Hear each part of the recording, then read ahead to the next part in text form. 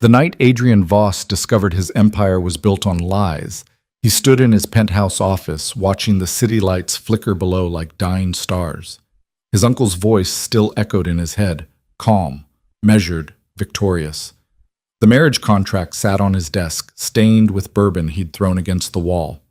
Elara Kane's name mocked him from the signature line. He'd thought he was negotiating a strategic alliance. Instead, he'd walked straight into a trap designed to destroy everything he'd spent 32 years building. And the woman he'd married 3 months ago? She'd vanished. Now let's go back to where it started. 3 months earlier, Adrian Voss had never questioned his right to rule. The Voss empire stretched across the eastern seaboard like a cancer that had learned to wear expensive suits. Shipping, real estate, private security firms that asked fewer questions than they should. His family's reach was everywhere and nowhere, visible only when it wanted to be seen. Adrian had inherited the throne at 26 when his father's heart gave out during a particularly aggressive hostile takeover. 6 years later, he doubled their holdings and eliminated anyone stupid enough to think the young Voss might be softer than the old one. He wasn't. The boardroom on the 47th floor of Voss Tower smelled like leather and old money. Adrian sat at the head of the table, his posture relaxed in a way that made people nervous. He didn't need to lean forward to command attention. The 12 men around the table, they were always men, with 1 or 2 token exceptions, understood that his stillness was more dangerous than another man's rage. The Harbor District acquisition, Adrian said, his voice carrying the flat, unaffected tone of someone stating facts rather than making requests. Status. Marcus Chen, his CFO, shifted papers that didn't need shifting. We're at 82%. The remaining holdouts are not a status report. A completion date.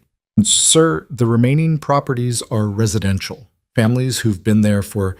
I didn't ask for their biographies, Marcus. I asked when we'll own what we already paid for. Marcus's jaw tightened. He was good at his job, which was the only reason Adrian kept him around despite his occasional attacks of conscience. 2 weeks, maybe 3, if 1 week.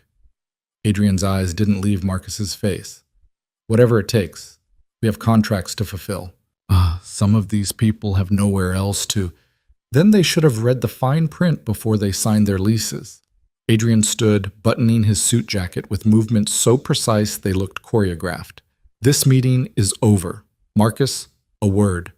The others filed out with the practiced efficiency of people who knew better than to linger. When the door closed, Adrian turned to face his CFO, who was still seated, still holding those useless papers. You're developing a conscience, Adrian said. It's inconvenient. I'm developing a sense of liability. There's a difference. Marcus finally met his eyes. Push too hard in the Harbor District and we'll have protesters, media attention, maybe even federal interest. The contracts we're fulfilling aren't the kind that hold up well under scrutiny. Adrian almost smiled. Almost. Is that a threat, Marcus? It's a risk assessment, which is literally my job. Your job is to make the numbers work. My job is to decide which risks we take. Adrian walked to the window, looking down at the city that belonged to him in every way that mattered. 1 week. If you can't make it happen, I'll find someone who can. He heard Marcus leave without another word. Good. Loyalty was useful, but only when it didn't interfere with results. His phone buzzed. A text from Julian, his head of security. Uncle's here, says it's urgent. Adrian felt something cold settle in his chest. Matthias Voss didn't do urgent. Matthias did calculated, deliberate, and occasionally ruthless, but never urgent. The man had ice water in his veins and a smile that made sharks look warm. Conference room B, Adrian texted back. The smaller one, without windows, where conversations could happen without witnesses. Matthias was waiting when Adrian arrived, standing rather than sitting, which was his way of asserting dominance without saying a word. At 61, he still carried himself like a man who could break you in half and barely wrinkle his shirt doing it. Silver hair, perfect suit, eyes the same pale blue as Adrian's, but somehow colder. Nephew. Matthias's voice had the smooth quality of expensive whiskey. You look tired. I'm not. Adrian closed the door. What's urgent? Always straight to business? Your father was the same way. Matthias tilted his head slightly like he was examining something mildly interesting under glass. It's probably why he died at 54. He died because he had a defective heart. He died because he never learned when to let other people carry the weight. Matthias moved to the table, trailing one finger along its edge. You're making the same mistake. Adrian didn't sit. If this is about Harbor District, Marcus already... This is about you getting married. The words landed like a flashbang in a silent room. Adrian kept his expression neutral, but his mind was already racing through possibilities, angles, threats. I'm not getting married. You are. 3 weeks from now, in fact. Matthias pulled a folder from his briefcase. Leather, Italian, probably cost more than most people's cars. He placed it on the table between them, like a dealer laying down a winning hand. Her name is Alara Kane, 28, graduate degree in international finance from Cambridge, currently working as a consultant for Meridian Holdings. Adrian didn't touch the folder. No, I'm afraid it's not a request. Everything's a request, Matthias. Some requests just come with more pleasant consequences than others. His uncle smiled then, and it was the smile that had always unsettled Adrian, even as a child, too genuine, too warm, like a mask that fit so perfectly you forgot there was a face underneath. Let me rephrase, Matthias said.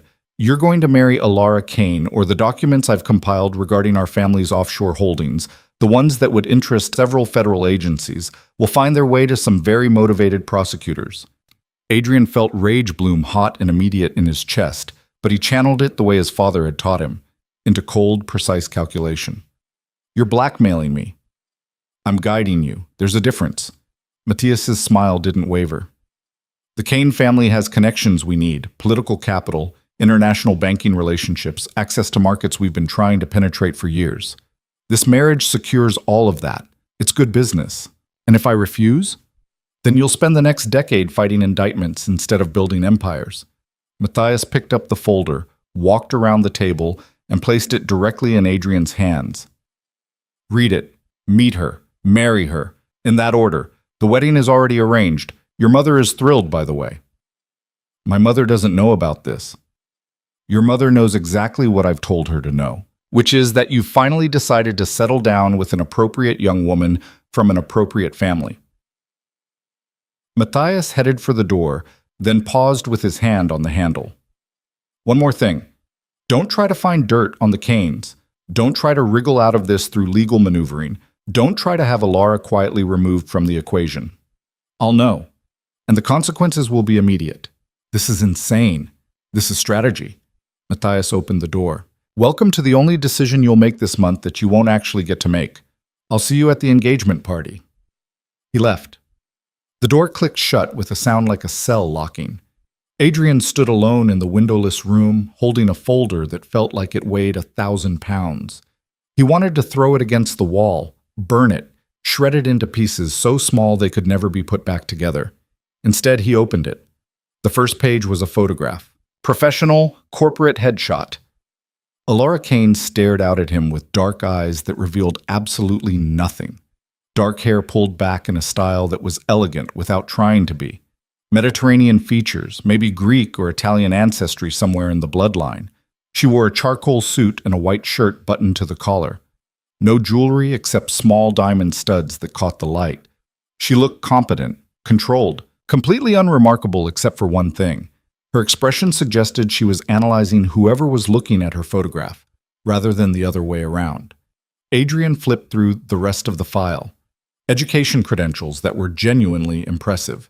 Work history that showed steady advancement without obvious gaps or red flags. No social media presence worth mentioning. No scandals, no drama, no obvious leverage points. Either she was exactly who she appeared to be, or she was very good at hiding who she actually was. Neither option made him feel better. The engagement party happened exactly 2 weeks later in the ballroom of the Voss family estate in Greenwich.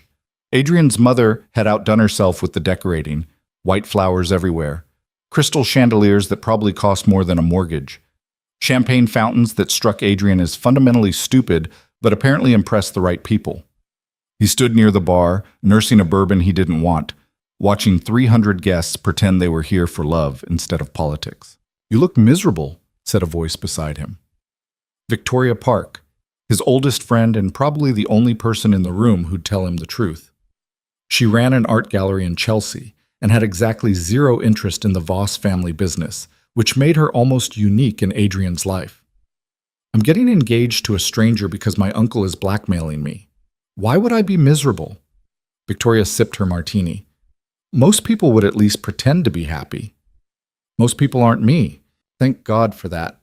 The world couldn't handle two of you. She tilted her head toward the entrance. Speaking of unavoidable disasters, here comes your bride.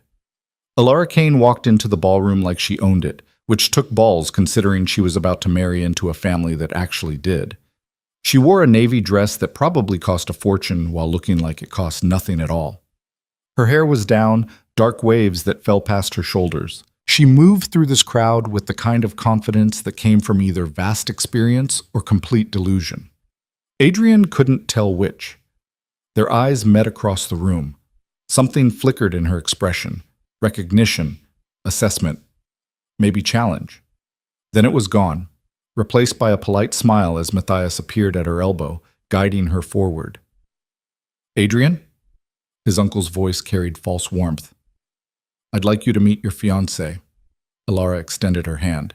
Adrian took it, noting that her grip was firm without being aggressive. Her skin was warm. She wore no engagement ring yet. That performance would come later, apparently. Mr. Voss? Her voice had a slight accent he couldn't place.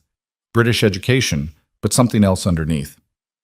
Ms. Kane, welcome to the family circus. Her smile sharpened slightly. I've heard circuses are quite profitable, if managed correctly. Only if you don't let the lions eat the trainers. Then I suppose we'll have to establish who's who, won't we? Matthias laughed, and it sounded genuine, which meant it definitely wasn't. I'll leave you two to get acquainted. Adrian, do try to be charming. Alara, do try not to hold his personality against him. He drifted away into the crowd. Victoria had also vanished, probably sensing this conversation needed privacy despite being held in a room full of people. Adrian and Alara stood facing each other like boxers waiting for the bell. So, she said, how much did they tell you about me? Enough to know this is a business arrangement. Good. Then we're starting from the same place. She plucked a champagne flute from a passing waiter's tray. I assume you've been threatened into this as thoroughly as I have? The admission caught him off guard.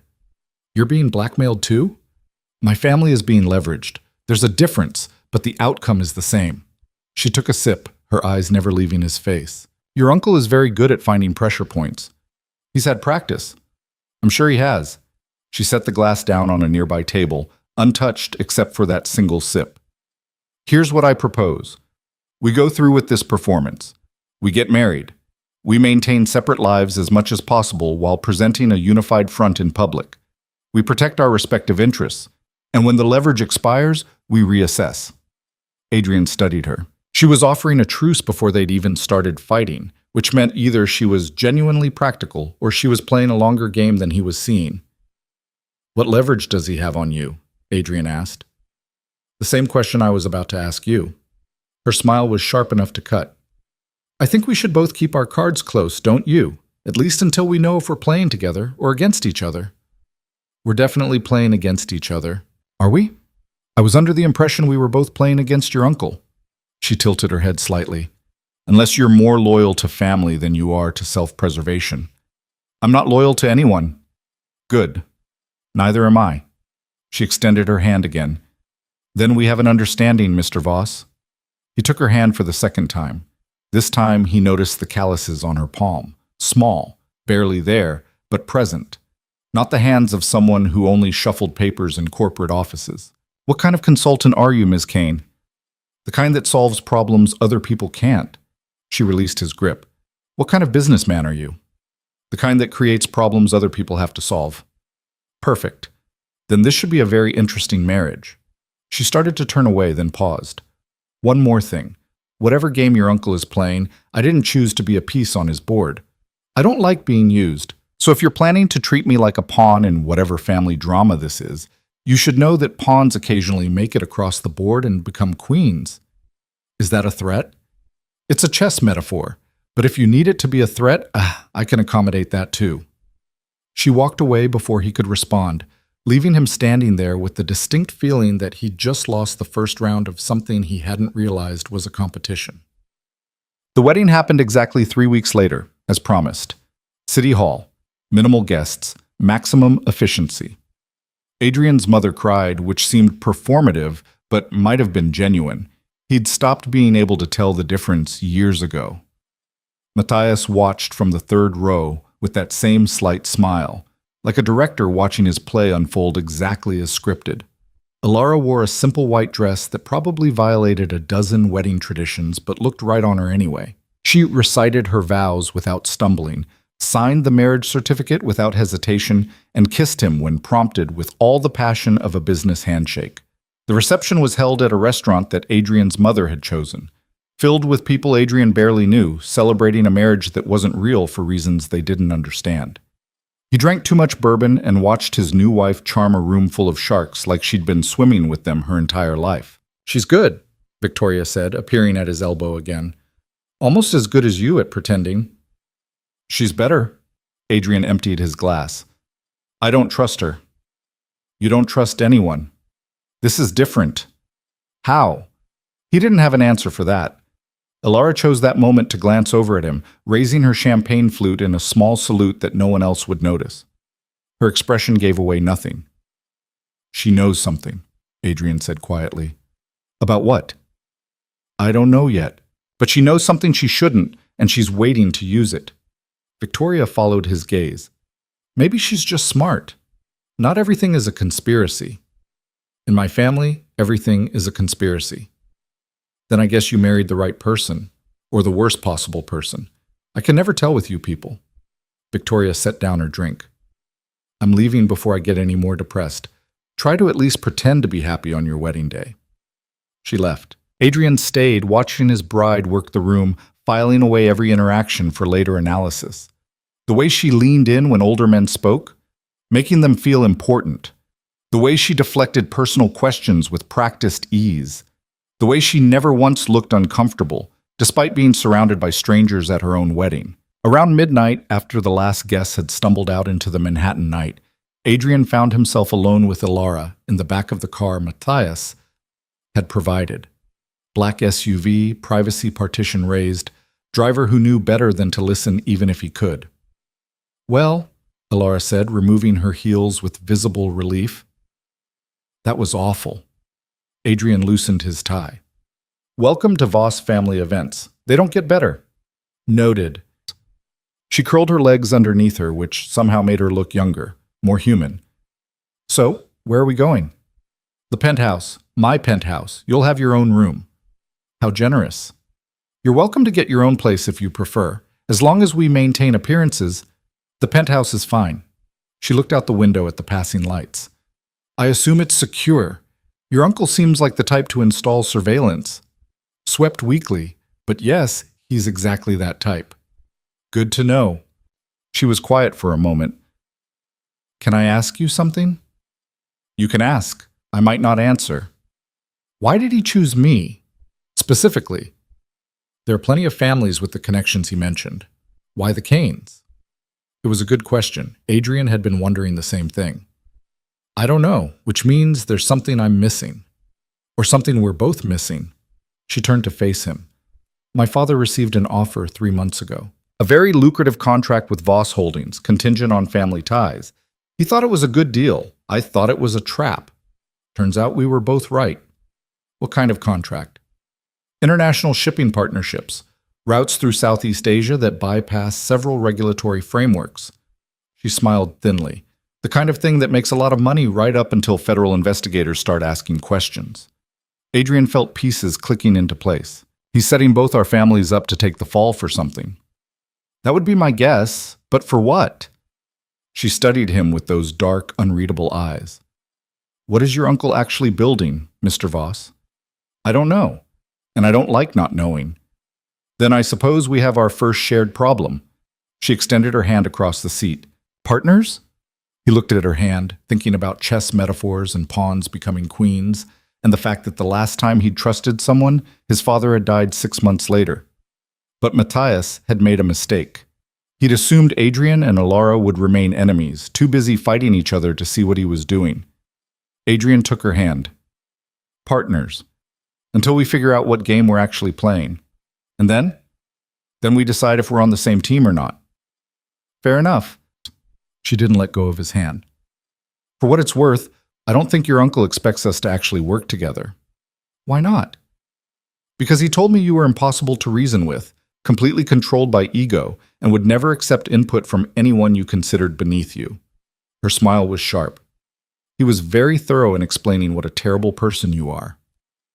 He told me you were manipulative, morally flexible, and probably reporting everything I say directly to him. Well, Ilara released his hand. I suppose we both have a lot to disprove. The car pulled up to Voss Tower. The doorman opened Ilara's door while Adrian exited the other side. They rode the elevator to the penthouse in silence, some kind of understanding settling between them that wasn't quite trust, but wasn't quite hostility either. The penthouse took up the entire top floor, glass walls, minimalist furniture, city views that usually made people gasp. Ilara walked through the space with the same analytical gaze she'd used at their engagement party. Your room is there. Adrian pointed to the guest wing. Private bathroom, walk-in closet. Your things should have been delivered already. Efficient. She turned in a slow circle, taking in the space. Do you actually live here, or is this just where you sleep between meetings? What's the difference? Most people have homes, Mr. Voss. Places with personal touches, photos, books they've actually read, evidence of a life beyond work. He looked around his own space, seeing it through her eyes. She was right. It looked like a very expensive hotel suite. I spend most of my time at the office, where I'm sure it's much more personal and homey. You're judging my decorating choices now? I'm observing that you live like someone who's afraid to get attached to anything that can't be measured in quarterly earnings. She met his eyes. Which makes me wonder what your uncle is actually threatening you with. It's clearly not your lifestyle. Adrian felt that cold rage bloom again. You've been married to me for 6 hours. You don't know anything about what I care about. I know you agreed to a sham marriage to protect it. I know you're lying to your mother about the nature of this arrangement. I know you're smart enough to be suspicious of your uncle, but not powerful enough to stop him. She moved closer. And I know that whatever leverage he has, it's not about money or power. It's something more personal than that. You're good at reading people. It's kept me alive this long. She didn't back down from his stare. I'm not your enemy, Adrian, but I'm not going to be your victim either. If we're going to survive whatever your uncle is planning, we need to be honest with each other about what we're protecting. Ladies first, she laughed, short and sharp. Nice try. Here's what I'll give you. My family's shipping business is legitimate on the surface, but profitable because of what happens underneath. Customs officials who look the other way. Containers that bypass inspection. Routes that technically violate sanctions. My father built it over 30 years. Your uncle knows all of it, and if I don't cooperate, he'll make sure the right people find out. Adrian processed this. So we're both trapped by family businesses we didn't build but are responsible for maintaining. Appears that way. She walked to the window, looking down at the city far below. Your turn. What's he holding over you? Adrian joined her at the window. His reflection stared back at him, 32 years old, master of an empire he'd inherited, prisoner of a legacy he couldn't escape. Offshore accounts, he said finally. Relationships with foreign entities that would interest the State Department. Contracts that violate about 15 different international laws. My father set them up. My uncle helped manage them. I inherited them along with everything else. And if you refuse the marriage, he turns over enough documentation to put me in federal prison for the next 20 years and destroy everything my father built in the process. Ilara was quiet for a long moment. So we're both protecting dead men's empires. Looks that way. That's, she trailed off. Pathetic? I was going to say complicated, but pathetic works too. She turned to face him. Here's what I don't understand. Your uncle clearly benefits from both of our families staying powerful. Why would he threaten to destroy us both? Because he's planning something bigger, something that requires our families working together, something neither of us would agree to if we had a choice. So he's removing our choice. And hoping we're too busy fighting each other to notice what he's actually doing. Ilara smiled, and it was the first genuine expression he'd seen from her. Then I suppose we'll have to disappoint him. They stood together at the window, two prisoners in a golden cage, watching the city that belonged to them in every way except the ones that mattered. Adrian thought about pawns and queens and the fact that his uncle had just made a very dangerous assumption. He'd assumed they'd remain enemies. What he didn't know was that the Voss family had always produced two kinds of people, the ones who accepted the empire as it was and the ones who burned it down to build it better. Adrian had always thought he was the first kind. Looking at Alar's reflection in the glass, sharp and calculating and completely unafraid, he wondered if maybe he'd been wrong about that. "We should get some sleep," he said finally. "Tomorrow we start figuring out what Matthias is actually planning." Agreed. She headed toward her room, then paused at the doorway. "Adrian?" It was the first time she'd used his first name. "Yes?" "Thank you for being honest with me about the leverage." "You were honest first." "I know. I was testing to see if you'd reciprocate." Her smile was tired but real. "You passed. Good night." She closed the door.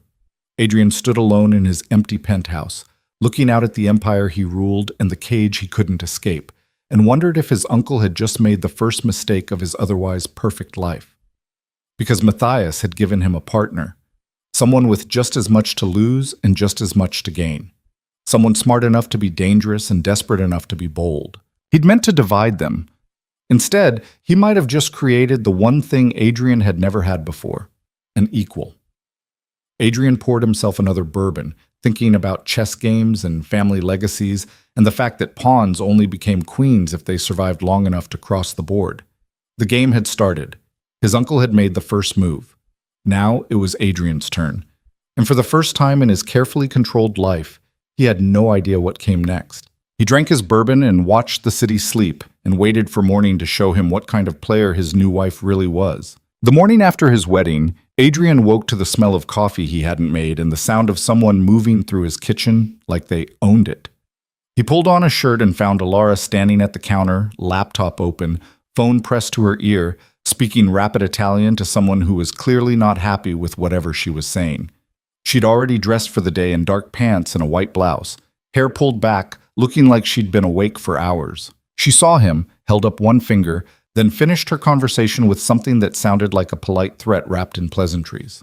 When she ended the call, she poured a second cup of coffee and slid it across the counter toward him. "Supplier in Milan," she said by way of explanation. "My father's been trying to renegotiate our shipping rates for 6 months. I just got them to agree to his terms." Adrian took the coffee. It was black, no sugar, exactly how he drank it. She'd noticed. "It's 6 in the morning. It's noon in Milan, and I don't sleep much." She turned her laptop so he could see the screen. "I spent the night going through public records on Voss Holdings. Your uncle's name appears on exactly 17 documents in the past 10 years. For someone who supposedly helps run the company, that's remarkably clean. He prefers to work through intermediaries. Smart, makes it harder to trace, but not impossible." She pulled up another screen. These 3 shell companies all made significant investments in Voss Holdings over the past 18 months. Different names, different jurisdictions, but the money all came from the same source. Adrian leaned closer. The trail was subtle, buried under enough legitimate transactions that most forensic accountants would miss it, but Alara had found it anyway. "Where's the money coming from?" "That's the interesting part. Best I can tell, it's coming from Voss Holdings itself. Your uncle is essentially washing company money through shells and reinvesting it back into the company." "That doesn't make sense. Why would he—" Adrian stopped. Understanding hit him like cold water. "He's building parallel ownership. When the time comes, he can claim controlling interest through the shells." "That's my read, but it's not enough yet. He needs something else. Some kind of catalyst." She met his eyes. "Or some kind of cover." "The marriage." "The marriage. My family's shipping connections. Whatever contract he offered my father." Alara closed the laptop. "I think he's planning to move something big enough that he needs legitimate international shipping routes and family connections to make it work." Adrian's mind raced through possibilities. His uncle had always operated in the gray areas where business met politics, met outright crime, but he'd never been sloppy about it. Whatever he was planning now had to be worth the risk of exposure. "We need to know what your father agreed to ship." "Already ahead of you. I'm having lunch with him today." She checked her watch. which means I need to leave in 20 minutes. Are you coming? He's expecting me? He's expecting his new son-in-law to show interest in the family business. Unless you'd rather I handle this alone? It was a test. She was giving him a choice between control and trust, and they both knew it. I'll get dressed, Adrian said. She smiled. Good. Wear something that says successful businessman, not corporate raider. My father responds better to charm than intimidation. I don't do charm. Then fake it. I've seen you work a room. You're capable when you want to be. 20 minutes later, they were in the back of Adrian's car, heading to a restaurant in Brooklyn that Alara said her father preferred. Some Italian place that had been family-owned for 60 years and didn't accept reservations because they didn't need to. Tell me about him, Adrian said. Your father. Alara looked out the window. Thomas Kane. Started with one ship and a lot of debt 40 years ago. Built it into a fleet of 37 vessels through a combination of luck, timing, and selective blindness about what his clients were actually shipping. He's not a bad man, just a pragmatic one. Sounds familiar. Doesn't it, though? She glanced at him. He's going to test you. Try to figure out if you're actually interested in me or just following orders. What should I say? The truth usually works. Tell him you married me because you were forced to, but you're choosing to make it work because you're not an idiot. She paused. He'll respect that more than some performance of affection we both know is fake. The restaurant was exactly as advertised. Small, crowded, smelling like garlic and red wine and bread baked fresh that morning.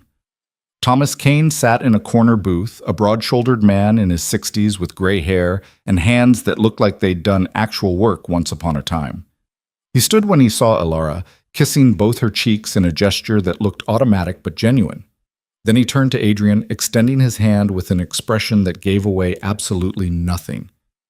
Mr. Voss, welcome to the family! Adrian shook his hand. The grip was firm without being aggressive, testing without being obvious. Mr. Kane, thank you for meeting with us. Please, call me Thomas. We're family now, for better or worse. He gestured for them to sit. I already ordered. Hope you like eggplant. They settled into the booth. A waiter appeared with wine that Thomas didn't ask permission to pour, filling 3 glasses with something red that probably cost more than it should. So, Thomas said, looking between them, how's married life treating you? We're adjusting, Alara said smoothly. Learning each other's rhythms. That's one way to put it. Thomas sipped his wine. Your mother called me this morning, Alara. Said you looked beautiful at the wedding, but not particularly happy. I was happy enough. That's what worried her. You're never happy enough. You're either happy or you're not. He turned to Adrian. My daughter doesn't do halfway. It's one of her more annoying qualities. I've noticed, Adrian said. I'm sitting right here, Alara pointed out. We know. We're talking about you anyway.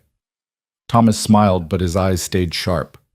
So, Adrian, let me ask you directly. Why did you marry my daughter?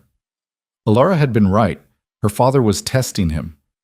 Adrian could feel her watching, waiting to see if he'd lie, or deflect, or try to charm his way through this. He chose truth, because your uncle gave me a choice between marrying her or watching my family's business get destroyed by federal investigators. He had the documentation to make it happen. So I agreed. Thomas didn't react for several seconds. Then he laughed, loud and genuine. At least you're honest. That's more than I expected from a Voss. You know Matthias. I've done business with him for 15 years. I know exactly what kind of man he is. Thomas's smile faded, which is why I'm curious what he thinks he's gaining from connecting our families. That's why we're here, Alara said. The contract he offered you, the shipping routes through Southeast Asia. We need to know the details. Thomas looked at his daughter for a long moment. You always were too smart for your own good. I learned from you.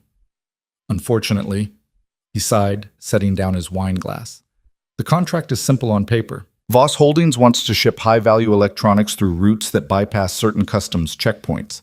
They pay premium rates. We provide the logistics and the connections to make it happen smoothly. What are they really shipping? Adrian asked. That's the question, isn't it? Thomas leaned back. I've been in this business long enough to know when someone's lying about cargo. The electronics story is clean enough to pass casual inspection. But the weight ratios don't match. The insurance requirements are too high. And Matthias insisted on specific ships, specific crews, specific routes that make no sense if you're just trying to avoid tariffs. Alara's expression had gone very still. What do you think is really in the containers? I don't know, and I made sure I didn't ask. Plausible deniability has kept me out of prison this long. Thomas met Adrian's eyes. But whatever it is, it's big enough that Matthias is willing to tie our families together to make sure I stay compliant. That tells me two things. First, he doesn't trust me to keep quiet if things go wrong. Second, he's planning for things to possibly go wrong. Adrian felt pieces clicking together. When's the first shipment? 3 weeks? Container leaves from a port in Jakarta, travels through the Philippines and Taiwan, lands in Los Angeles. From there, it gets distributed through your domestic network. Thomas poured more wine. I'm guessing you knew nothing about this. I knew nothing about any of this. Thought so. Matthias has been very careful to route everything through divisions you don't directly oversee. Smart man. Terrible person, but smart. The food arrived. They ate in silence for a few minutes while Adrian's mind raced through implications. His uncle was using Voss Holdings to move something illegal through international waters, using the Kane family's shipping network as cover. If it went wrong, both families would take the fall. If it went right, Matthias would own enough leverage over both of them to control everything they'd built. We need to know what's in the containers, Adrian said finally. Agreed. But opening them isn't an option. They're sealed with customs locks that trip alerts if tampered with. Thomas looked at his daughter. Unless you know someone who can bypass those systems. I might. Alara's voice was carefully neutral. But it would be risky. If Matthias finds out we're investigating, he already knows we're suspicious, Adrian interrupted. He has to. He's too smart to think we'd just accept this arrangement without questions. True. But there's a difference between being suspicious and actively sabotaging his plans. She met his eyes. We need to decide right now what we're doing. Are we trying to stop whatever he's planning, or are we trying to protect ourselves when it blows up? It was the question Adrian had been avoiding since last night. His uncle had built this trap carefully. Any move Adrian made could spring it, but doing nothing meant accepting whatever Matthias had planned. I'm not letting him use my family's company to move contraband I know nothing about, Adrian said. Whatever the risk, even if it means the evidence he's holding gets released. He's going to release it anyway, eventually. This is just the opening move. Adrian turned to Thomas. No offense, but your family's in the same position. He's setting you up to take the fall alongside us. Thomas nodded slowly. No offense taken. I came to the same conclusion about 3 days after I signed the contract. He looked at his daughter. What do you think? I think we're all being played, and I think the only way out is to find out what he's really moving and use it as leverage against him. Alara's expression was hard. But we need to be smart. We can't let him know we know. We need to play along until we have something concrete. Agreed, Adrian said. Can you get someone to look at the containers before they ship? Maybe. I have a contact in Jakarta who specializes in solving these kinds of problems. She pulled out her phone, typing something quickly. But it's going to cost, and if he gets caught, it traces back to us. How much? She named a figure that would have made most people blink. Adrian didn't. Done. Set it up. Thomas watched this exchange with something like approval in his eyes. You two work well together. Almost makes me think this marriage might have been worth it. Don't get sentimental, Dad. We're still just trying to survive.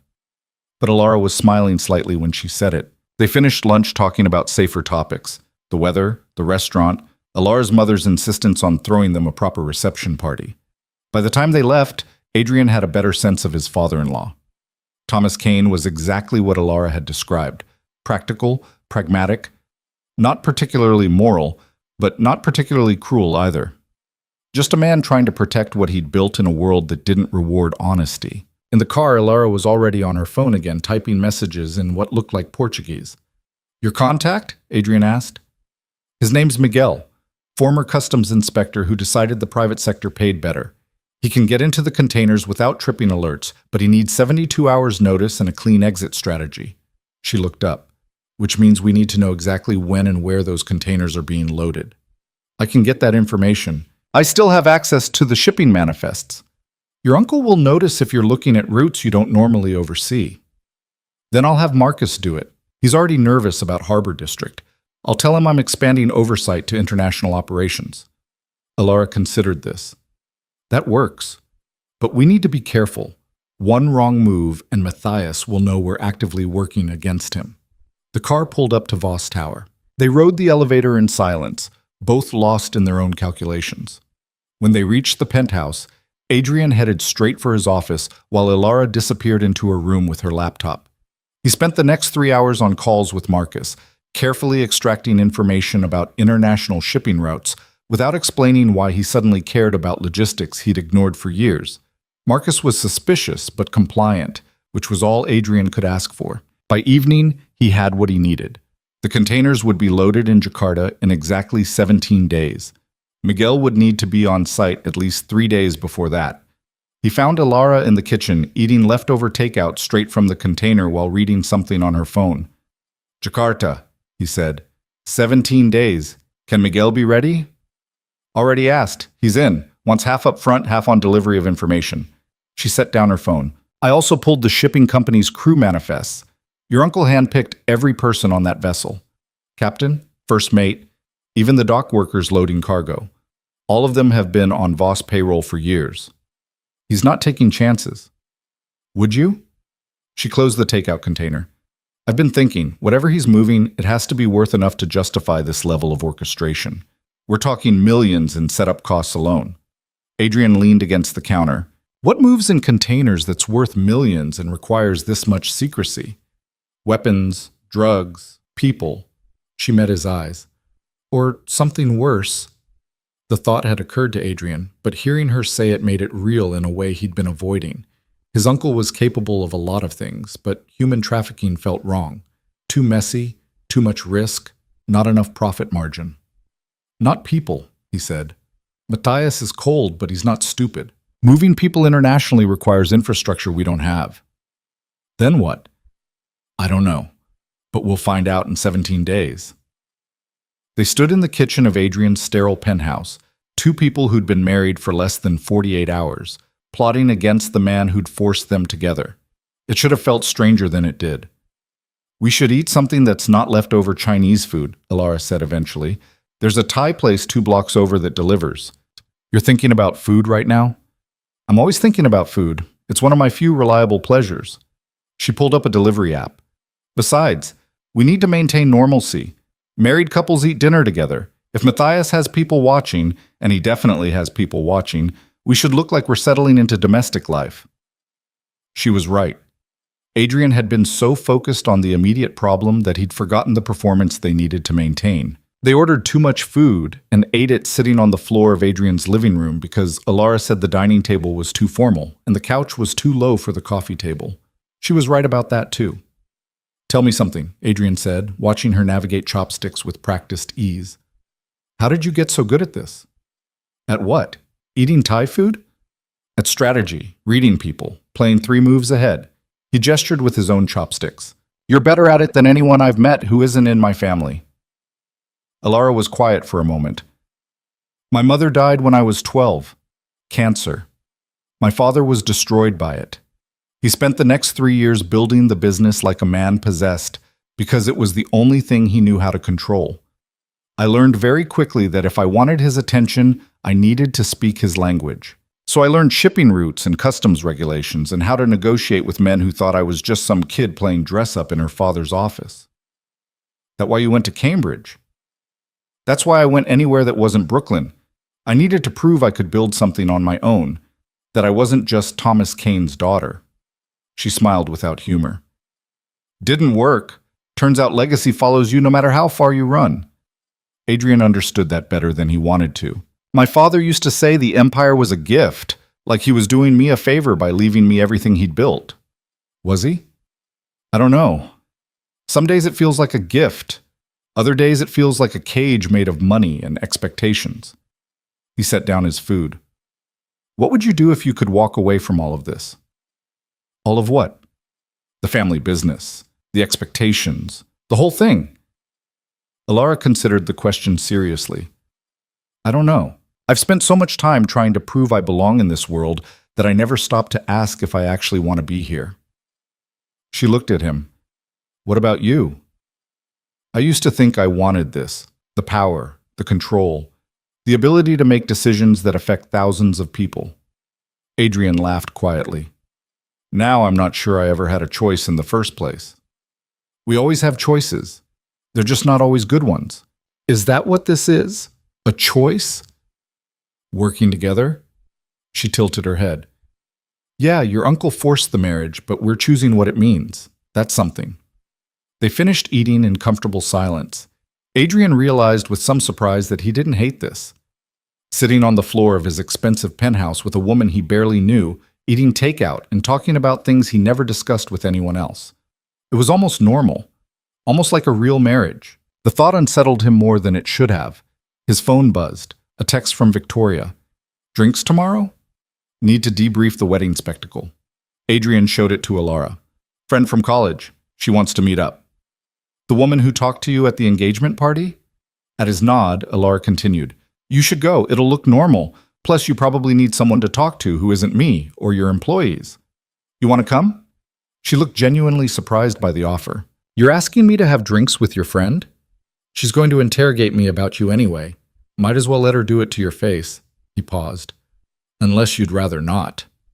No, I'll come. Could be interesting. She smiled slightly. Fair warning, though.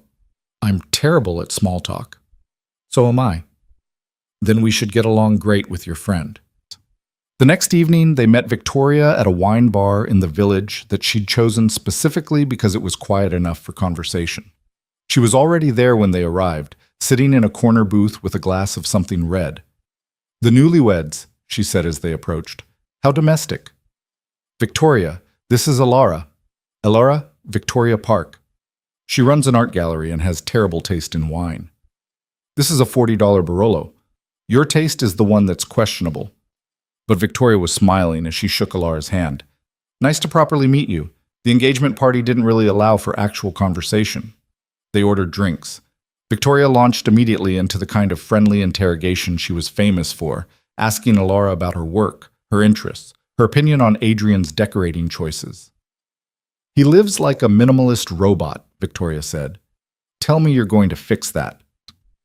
I live in a Brooklyn apartment with furniture from graduate school, Alara replied. I'm not sure I'm qualified to judge anyone's aesthetic choices. At least you have furniture from an actual period of your life.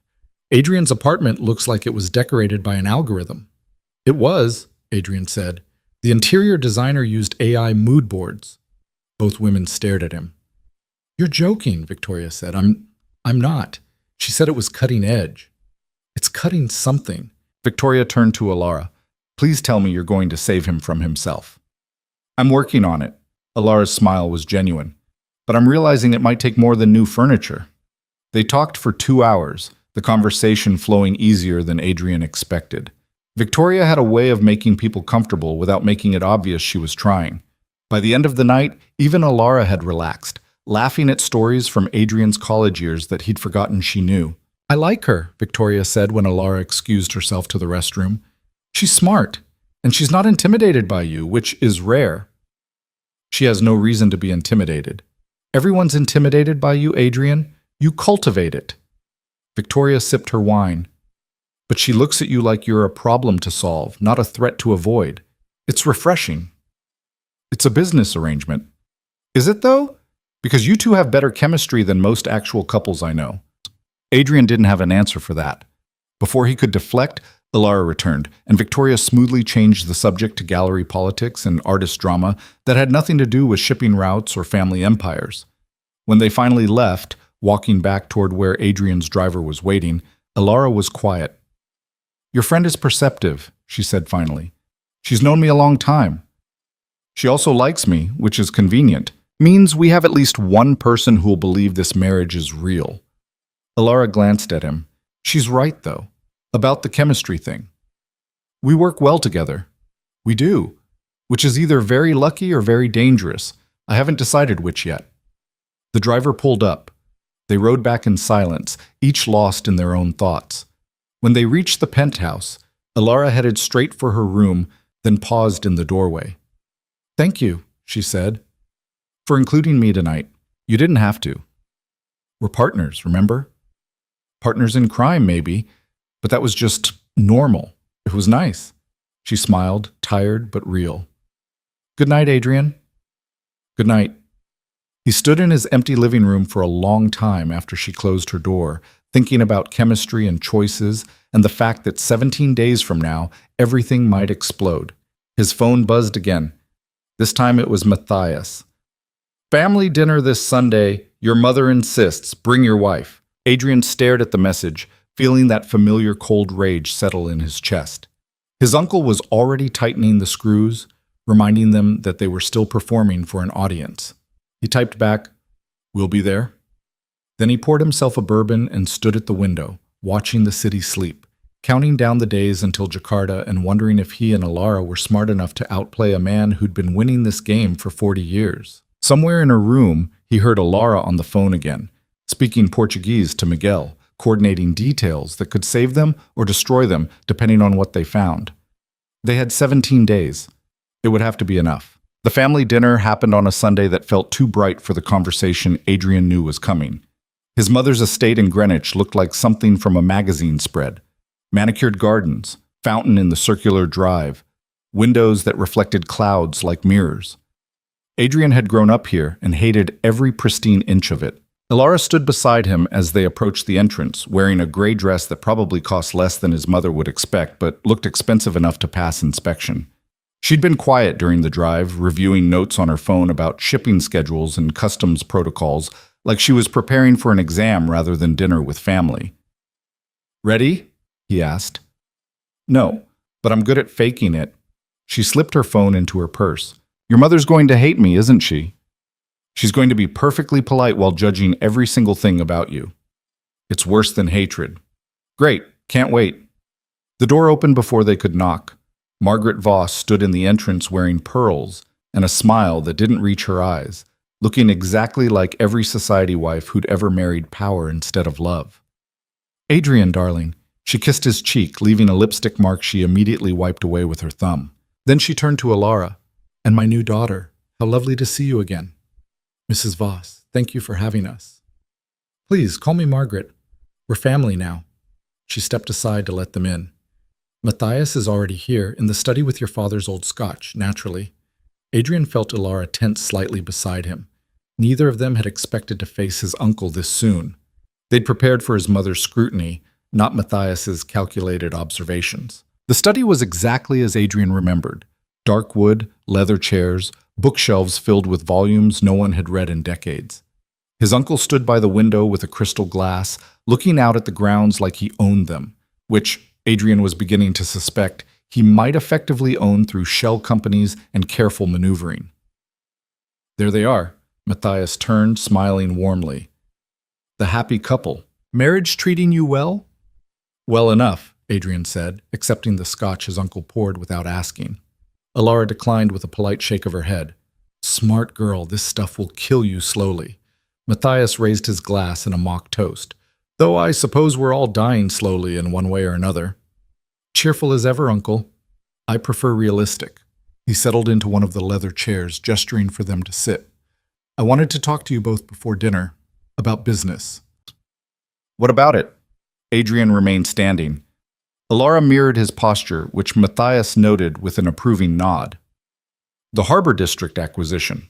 I hear you've expanded oversight to international operations as well. Interesting timing." There it was, the first test. Adrian had known Marcus couldn't pull shipping manifests without someone noticing, but he'd hoped for more time before his uncle called him on it. "Due diligence," Adrian said evenly. "We're moving into new markets. I want to understand the full scope of our operations." "Admirable. Though I wonder if your sudden interest has anything to do with your new family connections." Matthias looked at Alara. "Your father's shipping network is quite extensive. I imagine you've been sharing insights." "My father's business is his own," Alara replied. "I'm just trying to understand the company I married into." "Of course. Natural curiosity." Matthias sipped his scotch. "Just remember that some operations require discretion. Publicly traded companies have obligations to shareholders, but private ventures have obligations to different stakeholders. Meaning what exactly? Adrian asked. Meaning that not everything that happens under the Voss name needs to be reported in quarterly earnings. Some arrangements are better left to those who understand their full context. He set down his glass. I've been managing certain aspects of the business for years while you focused on the public-facing operations. Let's keep it that way. It was as close to a direct warning as Matthias would give. Stay in your lane, don't ask questions. Pretend you don't see what's happening in the shadows. Adrian felt Ilara's hand brush against his, so brief it could have been accidental. But he understood. She was reminding him to play along, to not push too hard too fast. Understood, Adrian said.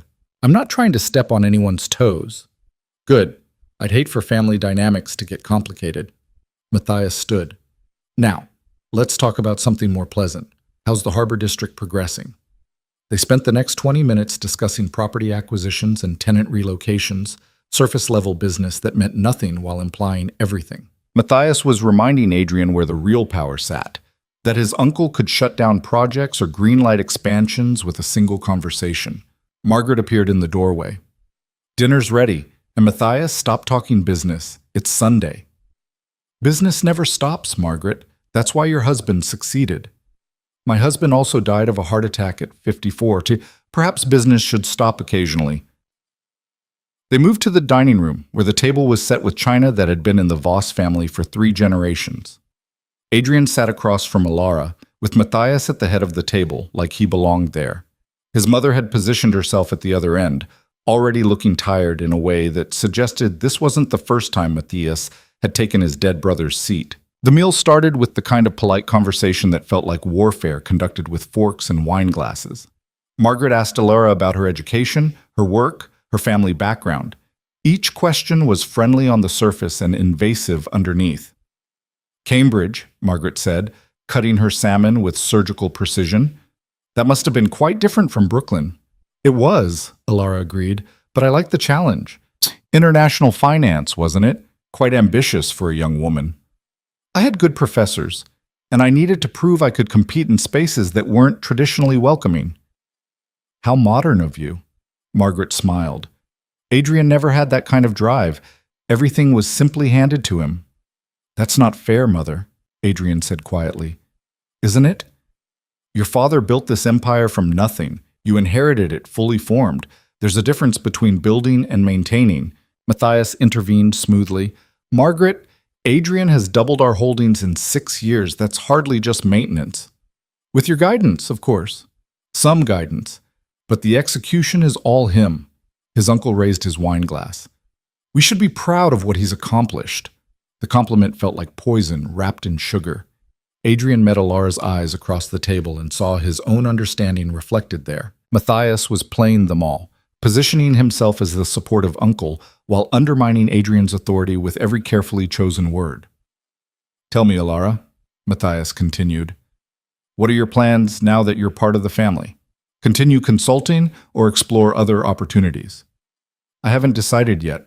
There are interesting possibilities. I'm sure there are. Your father's network opens a lot of doors. He paused. Speaking of which, I had a lovely conversation with Thomas last week.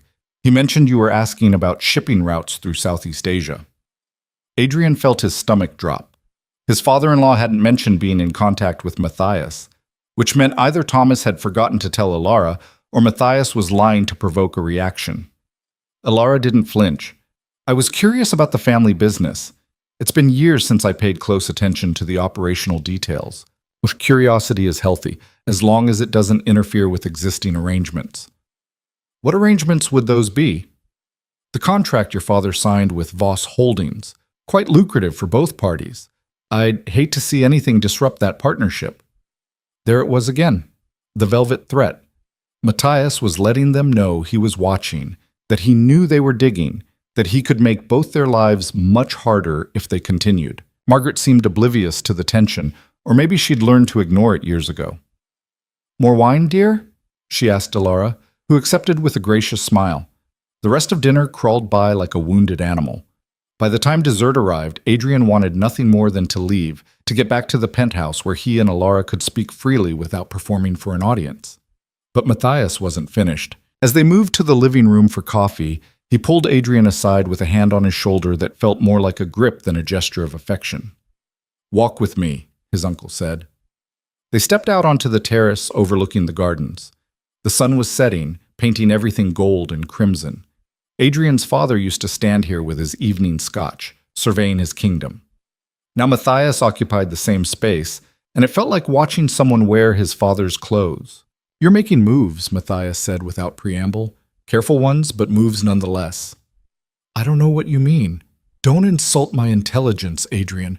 You're looking into shipping routes, asking questions about international operations, and you've gotten much closer to your new wife than I expected." He turned to face him. "I'll be honest with you, I didn't think you'd work together. I thought you'd spend 6 months fighting for dominance while I consolidated the pieces I need. But you've surprised me." Adrian said nothing. Sometimes silence was safer than speech. "Here's what's going to happen," Matthias continued. "You're going to stop investigating things that don't concern you. You're going to focus on Harbor District and the public-facing operations like a good CEO, and you're going to remember that the leverage I have over you hasn't disappeared just because you found an ally in your wife.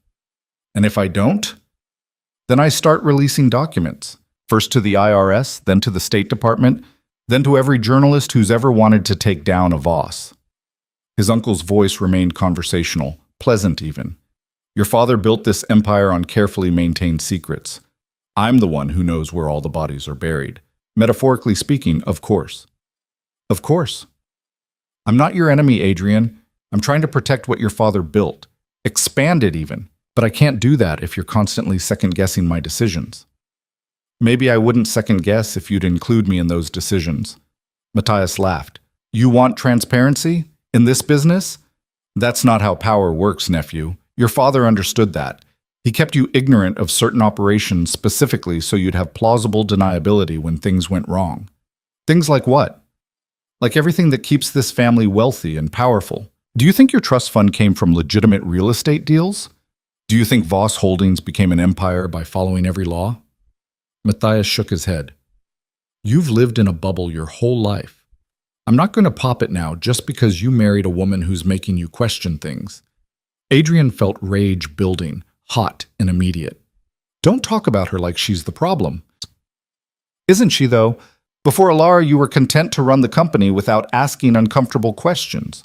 Now you're playing detective, risking everything we've built because you suddenly developed a conscience." "I developed a brain. There's a difference." "Not in this family." Matthias moved to the terrace railing, looking out at the darkening gardens. "Let me tell you something your father told me before he died. He said the hardest part of leaving you the company wasn't worrying about whether you could run it. It was worrying about whether you'd want to, once you understood what it actually was." The words hit harder than Adrian expected. He'd never heard this story, never known his father had doubts. "He loved you," Matthias continued, "but he also knew you had a streak of idealism he'd never managed to beat out of you. He was afraid that one day you'd wake up and realize the empire was built on sand and blood and money that came from places you didn't want to look at too closely. So instead he died and left you to make sure I never woke up. He died and left me to protect you from yourself." Matthias turned back. "Whatever you think you're doing with this investigation, stop. For your own sake, for your wife's sake, for everyone's sake.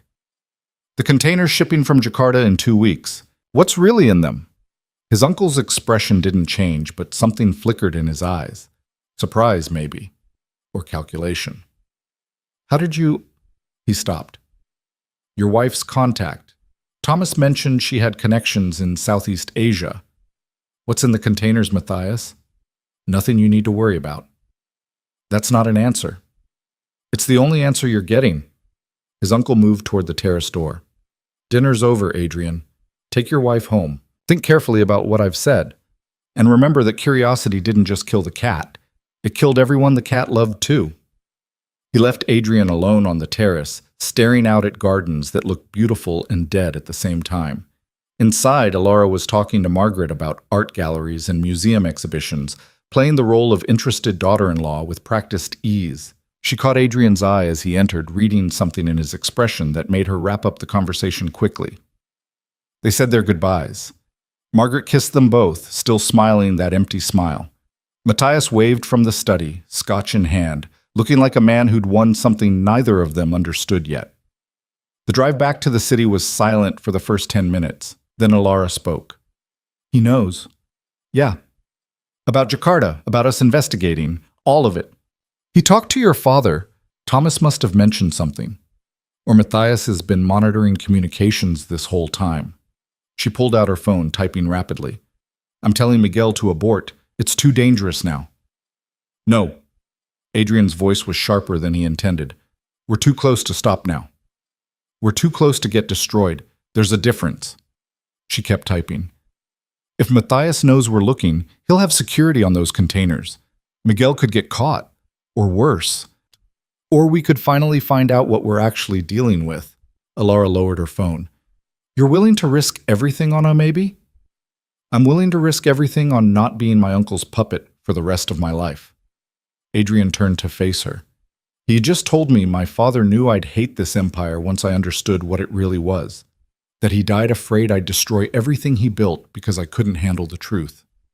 Maybe he was right. Maybe he was. But I'm not going to spend the next 30 years pretending I don't see what's happening just because ignorance is easier. He held her gaze. We go forward. We find out what's in those containers, and then we decide what to do with the information. She studied him for a long moment. Then she put her phone away. Okay, but we do this smart. No communication Miguel can encrypt. No paper trails. And we prepare for the possibility that this ends with both of us in federal prison. Always so optimistic. I prefer realistic. Your uncle's word, not mine. They spent the rest of the drive planning. By the time they reached the penthouse, they had a framework.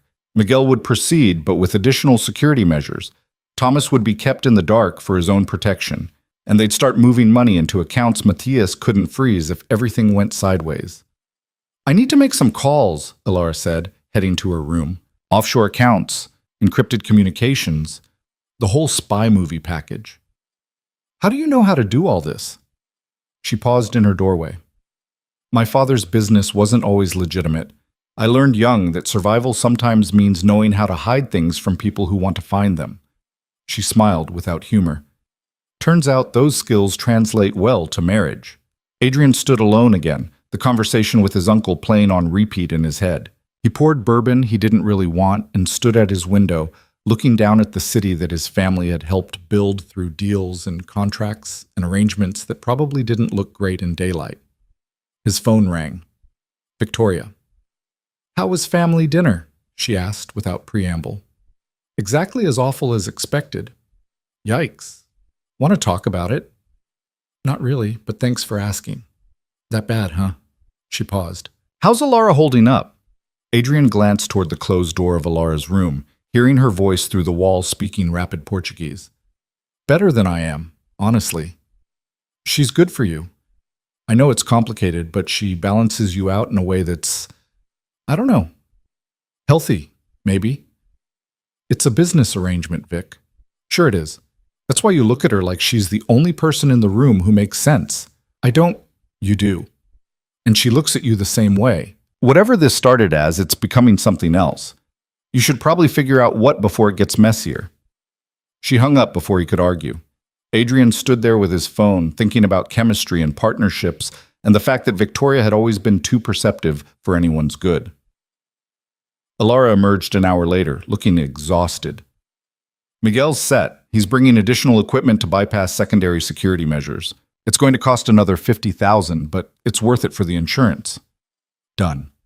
I also moved $1 million into a Cayman account under a shell company that traces back to a consulting firm that doesn't exist. If everything explodes, we'll at least have something to start over with. Adrian stared at her. You moved $1 million in an hour? I told you. My father's business taught me useful skills. She collapsed onto the couch. I'm exhausted. Your family is exhausting. They're your family now, too. Don't remind me. But she was almost smiling. Your mother thinks I'm not good enough for you, by the way. She didn't say it directly, but the subtext was loud.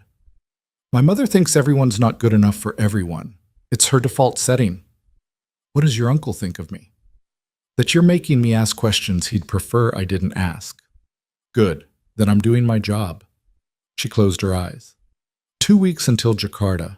Then we'll know what we're really dealing with. And if it's worse than we think, then we figure out how to use it as leverage. Or we burn everything down and start over. I haven't decided which yet. Adrian sat down beside her, close enough that their shoulders almost touched. You're very calm about the possibility of destroying everything. That's because I've already lost everything once. When my mother died, my whole world fell apart. I learned that you can survive the worst thing happening, and once you know that, nothing else is quite as scary.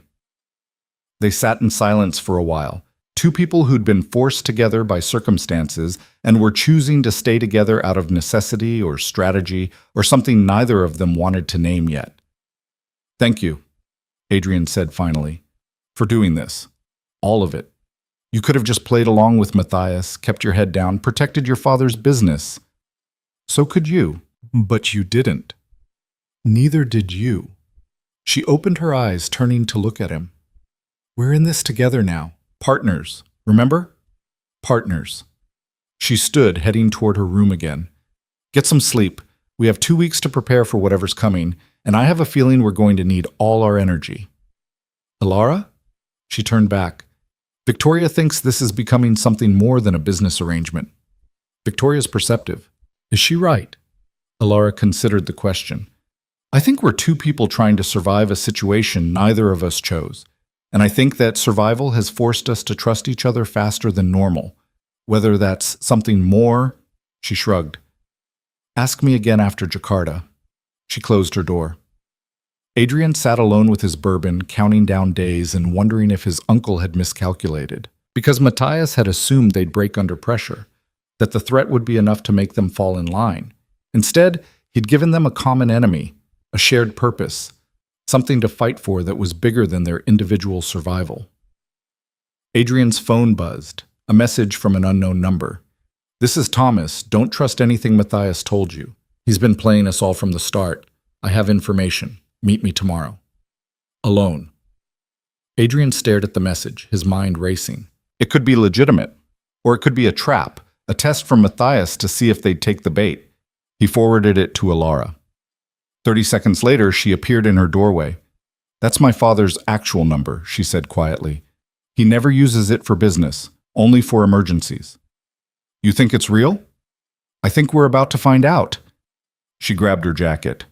Let's go. If this is a trap, better to spring it now than wait for it to blow up later. The message said alone. Yeah, well, your uncle already knows we're working together. Might as well stop pretending we're not. They took Adrian's car, driving to Brooklyn without calling ahead, without telling anyone where they were going.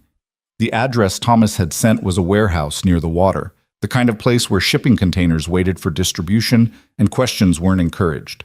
Thomas was waiting outside, smoking a cigarette despite claiming he'd quit 10 years ago. He looked older in the harsh dock lighting, more tired than Adrian had seen at lunch. You brought her, he said, sounding relieved rather than angry. We're a package deal now, Alara replied. What's going on, Dad? Thomas finished his cigarette, grinding it under his heel. Matthias came to see me 3 days ago, asked if I'd noticed you poking around in shipping manifests. I lied and said no. But he knew I was lying. How? Because he has someone inside my company, someone who's been reporting my communications back to him for months. Thomas pulled out his phone, showing them a series of text messages. I found out tonight, my head of operations, guy I've trusted for 15 years, Matthias has been paying him double his salary to keep tabs on everything I do. Adrian felt pieces clicking into place. That's how he knew we were investigating. That's how he's known everything. Every conversation I had with Alara about the containers, every time I looked at shipping routes, all of it. Thomas looked at his daughter. I'm sorry. I let him write to you. It's not your fault, Alara said quietly. It is, though. I should have been more careful. I should have suspected. He turned to Adrian. Your uncle isn't just moving cargo. He's building a pipeline, something that's going to run for years, maybe decades. Whatever's in those first containers is just the beginning. What do you know about the cargo? Adrian asked. Not much. But I know the weight doesn't match electronics, and I know the insurance valuation is higher than anything I've shipped in 30 years. Thomas pulled out a folder. These are the actual manifests, not the ones your uncle's been showing you, the real ones. Adrian opened the folder. The numbers were staggering, container weights that suggested military-grade equipment, insurance valuations in the tens of millions, and destinations that bypassed normal customs entirely, routing instead through private facilities that Voss Holdings owned under different names. "What is this?" Ilara breathed. "I think it's weapons," Thomas said. "But not just any weapons. Something specialized, something that requires this level of security and misdirection." Adrian thought about his uncle's warning on the terrace, the way he'd talked about protecting the family legacy, about secrets that kept them powerful, about his father knowing the empire was built on blood and sand. "We need to abort the Jakarta operation," he said. "If Matthias is moving weapons, Miguel could get killed trying to inspect those containers." "Already did," Thomas replied. "Called him 2 hours ago. He's out." Ilara looked like she'd been slapped. "You had no right." "I had every right. He's my contact, and I'm not sending him into a death trap." Thomas softened slightly. "Look, I know you two want answers, but some answers aren't worth dying for." "So what do we do?" Adrian asked. "Just let Matthias run weapons through our companies and hope we don't get caught. We document everything, build a case, and when the time is right, we take it to someone who can actually stop him." Thomas closed the folder. "I've already contacted a friend at Justice. Quiet conversation, nothing official yet, but she's interested." "That's insane," Ilara said. "If Matthias finds out you talked to federal prosecutors, he's going to find out eventually. Better it's on our terms than his." Thomas met Adrian's eyes. "Your uncle made a mistake when he forced you two together. He gave you a partner, someone who's just as invested in surviving this as you are. That's power he can't control." They talked for another hour in that warehouse, planning strategies and exit plans and ways to protect themselves when everything inevitably exploded. By the time they left, Adrian felt like he was carrying the weight of 2 empires on his shoulders. In the car, Ilara was silent. She stared out the window at passing streetlights, her expression unreadable. "You okay?" Adrian asked. "My father just committed career suicide to protect us. So no, I'm not okay. He's doing what he thinks is right. Right doesn't matter if we're all in prison." She turned to face him. "We're in too deep now. You realize that, right? There's no walking away clean. Whatever happens with Jakarta, whatever Matthias is planning, we're tied to it. Our names are on these companies. Our family's legacies are wrapped up in cargo we can't control. Then we make sure we control the narrative. We document everything, build evidence, and when the time comes, we're the ones telling the story." "That's a nice idea, but stories don't matter when the people with power write the endings." Adrian didn't have an answer for that. They drove back to Manhattan in silence, each lost in calculations about futures that felt increasingly uncertain. Back at the penthouse, Ilara went straight to her room without saying goodnight. Adrian stood in his empty living room, thinking about the manifests in Thomas's folder and the weapons that were probably crossing oceans right now, and the fact that his family's empire was built on exactly the kind of foundation his father had feared he'd hate. His phone buzzed. Another unknown number. "Stop digging, or I start releasing evidence. Final warning. M." Adrian stared at the message, then forwarded it to Ilara. She appeared in her doorway seconds later, reading it over his shoulder. "He's scared," she said quietly. "People only threaten when they're afraid you'll find something worth finding. Or when they're about to destroy you and want you to know it's coming. That too." She leaned against the doorframe. "What do you want to do?" "I want to burn his whole operation to the ground. That's not a strategy. That's revenge." "Maybe revenge is a strategy." Ilara smiled slightly. "Now you're talking like someone I can work with." She pushed off the doorframe. "Tomorrow we start building our case. Real documentation, real evidence. Enough that if Matthias tries to throw us under the bus, we can drag him down with us. And if he releases his evidence first, then we release ours and hope the prosecutors care more about weapons trafficking than offshore tax evasion." She headed back to her room. "Get some sleep, Adrian. We've got a war to plan." She closed her door. Adrian stood alone in the darkness, holding his phone with its threatening message, thinking about his father and empires, and the fact that everything he'd built his life around was probably going to collapse in the next 2 weeks. He poured one more bourbon, watching the city lights blur together, and wondered if Victoria had been right. If this arrangement had become something more than business, something neither of them had planned for. Because partners was one thing, but what he and Alara were building felt bigger than that. Felt like two people against the world, bound together by necessity and strategy, and something that scared him more than his uncle's threats ever could. He finished his drink and went to bed, counting down days until Jakarta and knowing that whatever happened next would either save them or destroy everything they'd ever known. 2 weeks. It would have to be enough. The next morning, Adrian woke to find Alara already gone. Her bedroom door stood open, bed made with hospital corners. No sign she'd been there except for the faint smell of her coffee in the kitchen. A note sat on the counter in handwriting that looked like it belonged to someone who'd learned penmanship from nuns. Meeting with my father's attorney. Back by noon. Don't do anything stupid without me. Adrian crumpled the note, then smoothed it out and read it again. The casual intimacy of the message hit him sideways. When had they become people who left each other notes? When had she started signing with just an initial, like he'd know exactly who E was? His phone rang. Marcus. We have a problem, his CFO said without preamble. Harbor District. 3 families are refusing to leave. They've lawyered up, and apparently they've got some nonprofit backing them. Press is sniffing around. Adrian closed his eyes. He'd almost forgotten about Harbor District in the chaos of Jakarta and weapons trafficking and his uncle's threats. How bad?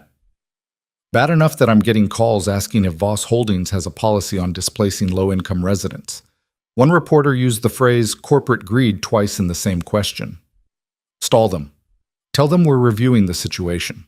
Are we actually reviewing the situation, or am I just lying to buy time? Adrian thought about his father, about empires built on sand and blood, about the fact that everything he touched seemed designed to hurt people who couldn't fight back. We're reviewing it. Get me the actual numbers on what it would cost to relocate those families properly. Not the bare minimum legal requirement, what it would actually cost to do it right. Marcus was silent for several seconds. Who are you and what have you done with my boss? I'm serious, Marcus. I know. That's what's scaring me. Papers rustled on the other end.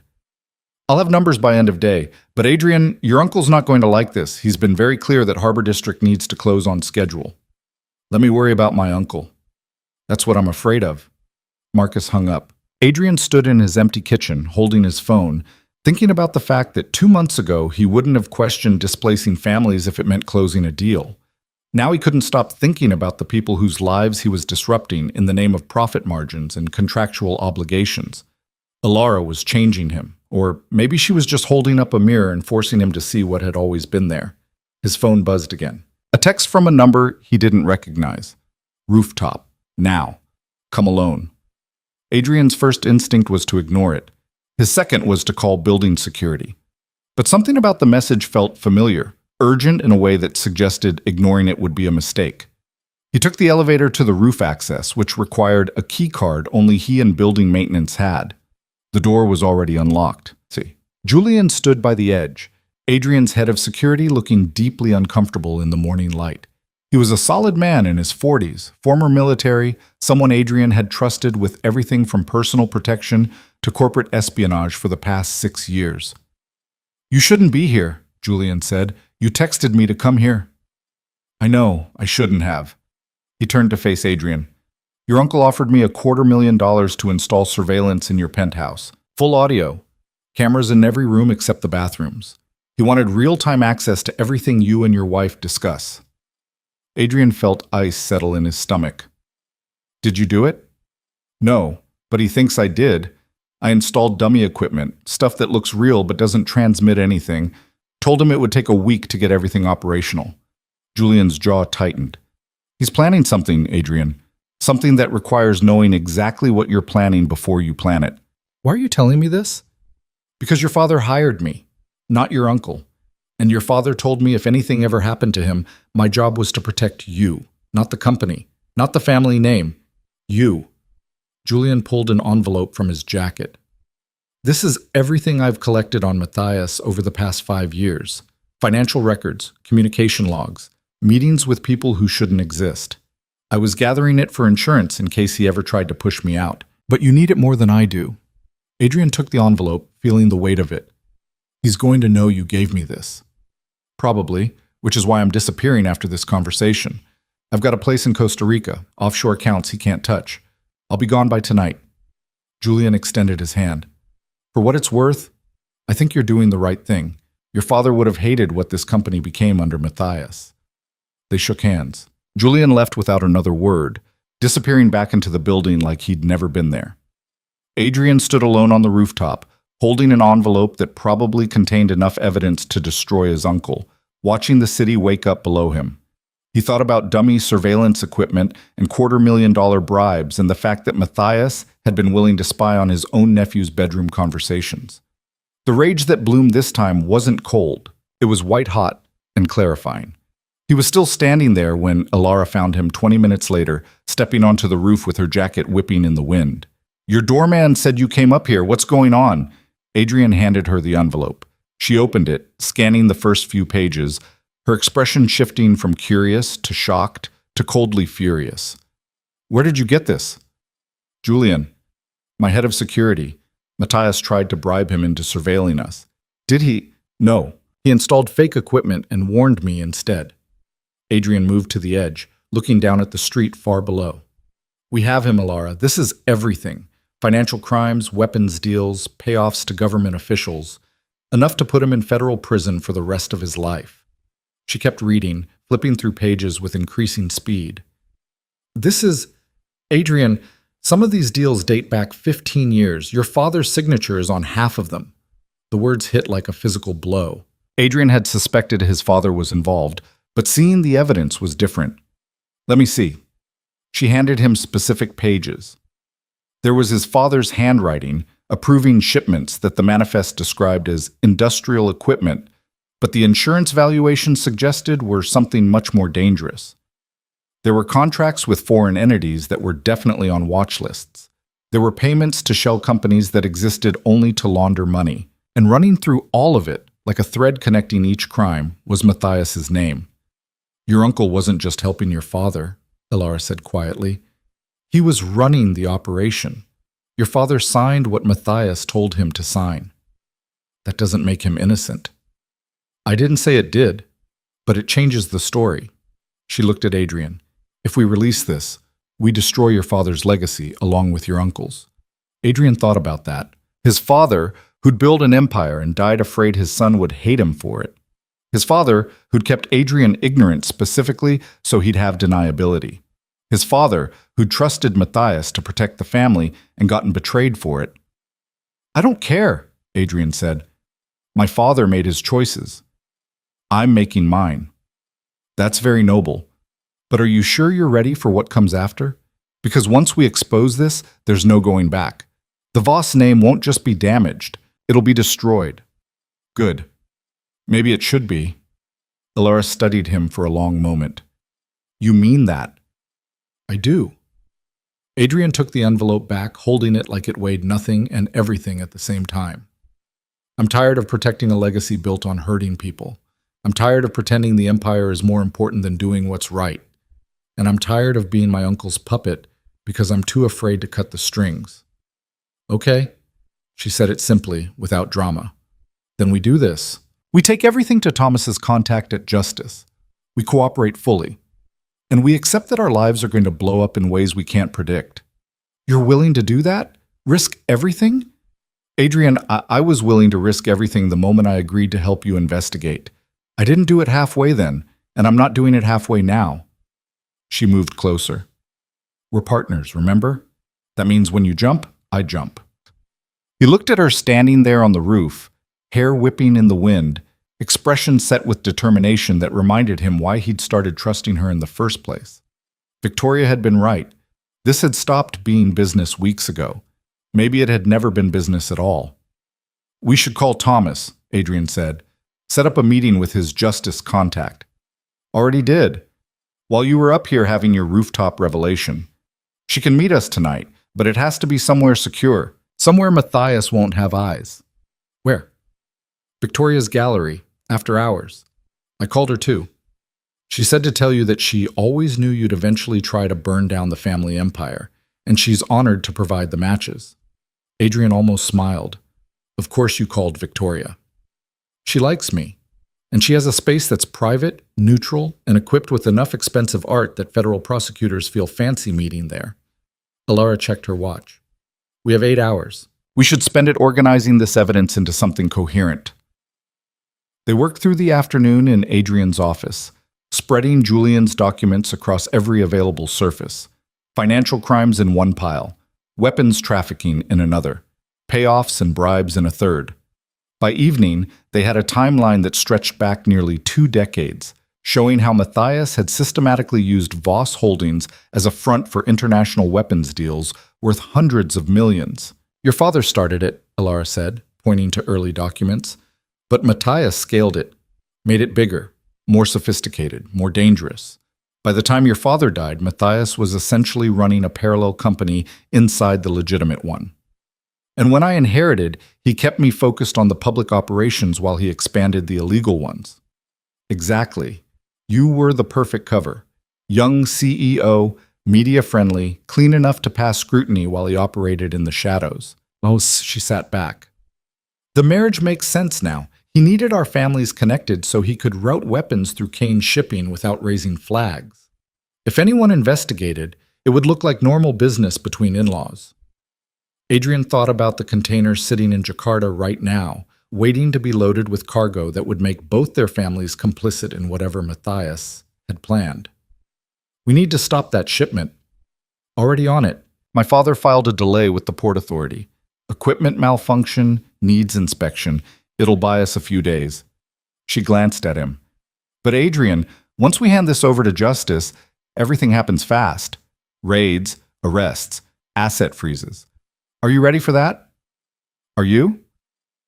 I asked first. He considered the question seriously. Was he ready to watch federal agents swarm Voss Tower? Ready to see his family name in headlines connected to international weapons trafficking? Ready to lose everything his father had built, even the legitimate parts, because it was all so tangled together it couldn't be separated? Yeah, he said. I'm ready. They arrived at Victoria's gallery after dark. She'd closed early, turned off the street front lights, and was waiting inside with wine and nervous energy. I can't believe I'm hosting a meeting with federal prosecutors, she said, pouring 3 glasses without asking. This is either the coolest or stupidest thing I've ever done. Probably both, Alara said, accepting the wine. That's what I thought. Victoria turned to Adrian. You're sure about this? Because once you start talking to justice, you can't untalk to them. I'm sure. Okay, then I'm sure too. She raised her glass. To burning down empires and hoping we don't burn ourselves in the process. They drank. 5 minutes later, a woman in her 50s arrived, dressed in a gray suit that screamed federal employee. She introduced herself as Sarah Chen, senior prosecutor for the Southern District, and immediately made it clear she wasn't here to make friends.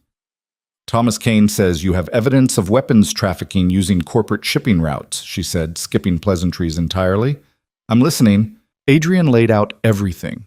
Julian's documents, the manifests, the shell companies, the timeline showing how Matthias had built an empire inside an empire.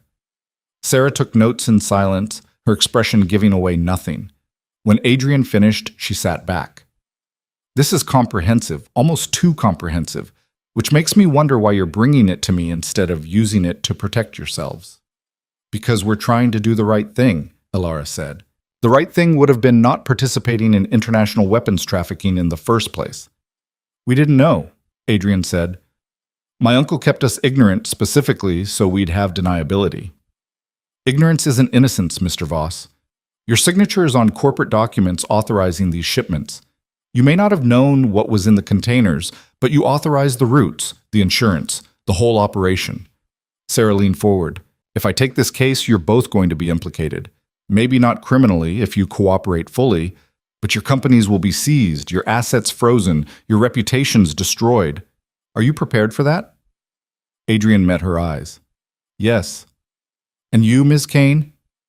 I'm prepared to do whatever it takes to stop my family's business from being used to move weapons that kill people. Alara's voice was steady. So, yes, I'm prepared.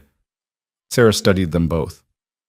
Okay, here's how this works. You give me everything you have, every document, every communication, every piece of evidence. You agree to wear wires when meeting with your uncle. You testify before a grand jury, and you accept that if this goes to trial, your lives are going to be examined in ways that won't be pleasant. We understand, Adrian said. Do you? Because I've seen families destroy each other over less than this. I've seen marriages end, businesses collapse. People lose everything they've built because they thought doing the right thing would be easy. She closed her notebook. This isn't a movie. There's no guaranteed happy ending. You could do everything right and still end up in prison because a jury decides you knew more than you claim. Or you could walk free and spend the rest of your lives knowing you destroyed your own families to take down one man. We know, Ilara said quietly, but we're doing it anyway. Sarah looked between them, then nodded. Okay, I'll need 72 hours to review everything, build a preliminary case, and get authorization for surveillance warrants. In the meantime, you act normal. Go to work, have dinner with family, maintain your routines. Don't tip off Matthias that anything's changed. He already knows we're investigating, Adrian said. Then he knows you're curious. He doesn't know you've turned everything over to federal prosecutors. There's a difference. Sarah stood. I'll be in touch. Don't call me. Don't email me. I'll contact you when it's time. She left as abruptly as she'd arrived. The three of them sat in silence for several minutes. Well, Victoria said finally, that was terrifying. That was necessary, Adrian corrected. Those aren't mutually exclusive. She refilled their wine glasses. So what now? Now we go home and pretend everything is normal while we wait for our entire lives to explode, Ilara said. She sounded tired in a way Adrian hadn't heard before. They thanked Victoria and left. In the car, Ilara stared out the window again, that same distant expression she got when processing too much information at once. You okay? Adrian asked. I just handed evidence to federal prosecutors that's going to destroy my father's company, the business he spent 40 years building, the legacy he wanted to leave me. She turned to look at him. No, I'm not okay, but I will be. How do you know? Because I've survived worse, and because this time I'm not alone. She reached across the seat, taking his hand. We're in this together, right? Adrian looked at their joined hands, thinking about how natural it felt, how necessary. Together. They drove back to the penthouse in silence, still holding hands like lifelines. When they arrived, they found Matthias sitting in Adrian's living room, whiskey in hand, looking like he owned the place. There you are, his uncle said pleasantly. I was beginning to worry. Adrian felt Ilara's hand tighten on his. They'd known this was coming, but not this soon. Not before they'd had time to prepare. How did you get in? Adrian asked. I own 40% of this building through shell companies. I've always had keys. Matthias stood. We need to talk. About your recent activities, about conversations you've been having with people you shouldn't be talking to. I don't know what you mean. Don't you? Matthias pulled out his phone, playing an audio recording. Thomas's voice, clear and unmistakable, talking to someone about shipping manifests and weapons trafficking and contact with federal prosecutors. Adrian's blood went cold. Where did you get that? Your father-in-law's head of operations, the one who's been reporting to me for months. Turns out Thomas had a conversation with someone at Justice 3 days ago. Preliminary only, but enough to concern me. Matthias pocketed his phone. So, here's what's going to happen. You're going to tell me exactly what you gave them. You're going to help me contain this. And then you're going to spend the rest of your lives being very grateful I didn't destroy both your families tonight. No, Adrian said. Matthias tilted his head. I'm sorry? I said no. We're not helping you. We're not containing anything. And you're not destroying anyone. Adrian moved between his uncle and Ilara. It's over, Matthias. Whatever you were planning with Jakarta, whatever empire you were building, it ends now. His uncle laughed. You think you can stop me? With what? The evidence Julian gave you? The documents Thomas collected? He shook his head. I've known about all of it. Every conversation, every meeting, every document you thought you were hiding. I let you collect it because I wanted to see how far you'd go, what you were willing to risk. Then you know we took it to federal prosecutors. I know you took something to someone tonight, But without corroborating evidence, without physical proof of actual crimes, all you have is paper. Matthias moved to the window. The containers in Jakarta. Already moved. Different port, different route, different manifest. By the time justice gets a warrant, there will be nothing to find. Ilara stepped forward. Then why are you here? If you've already won, why waste time threatening us? It was a good question. Matthias's smile faltered slightly. Because you're not sure you've won, she continued.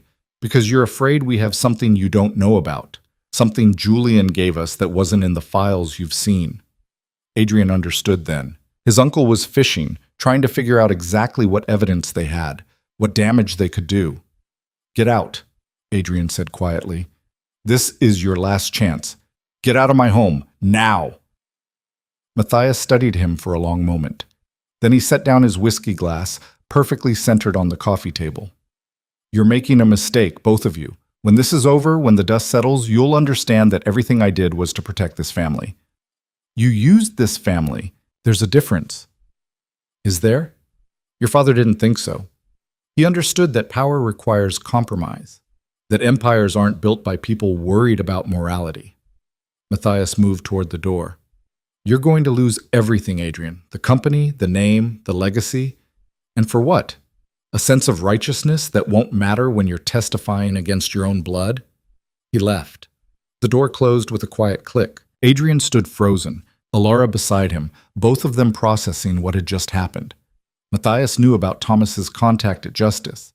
He'd moved the containers. He'd anticipated their moves and countered them before they'd even finished making them. He's bluffing, Ilara said. About the containers. He has to be. What if he's not?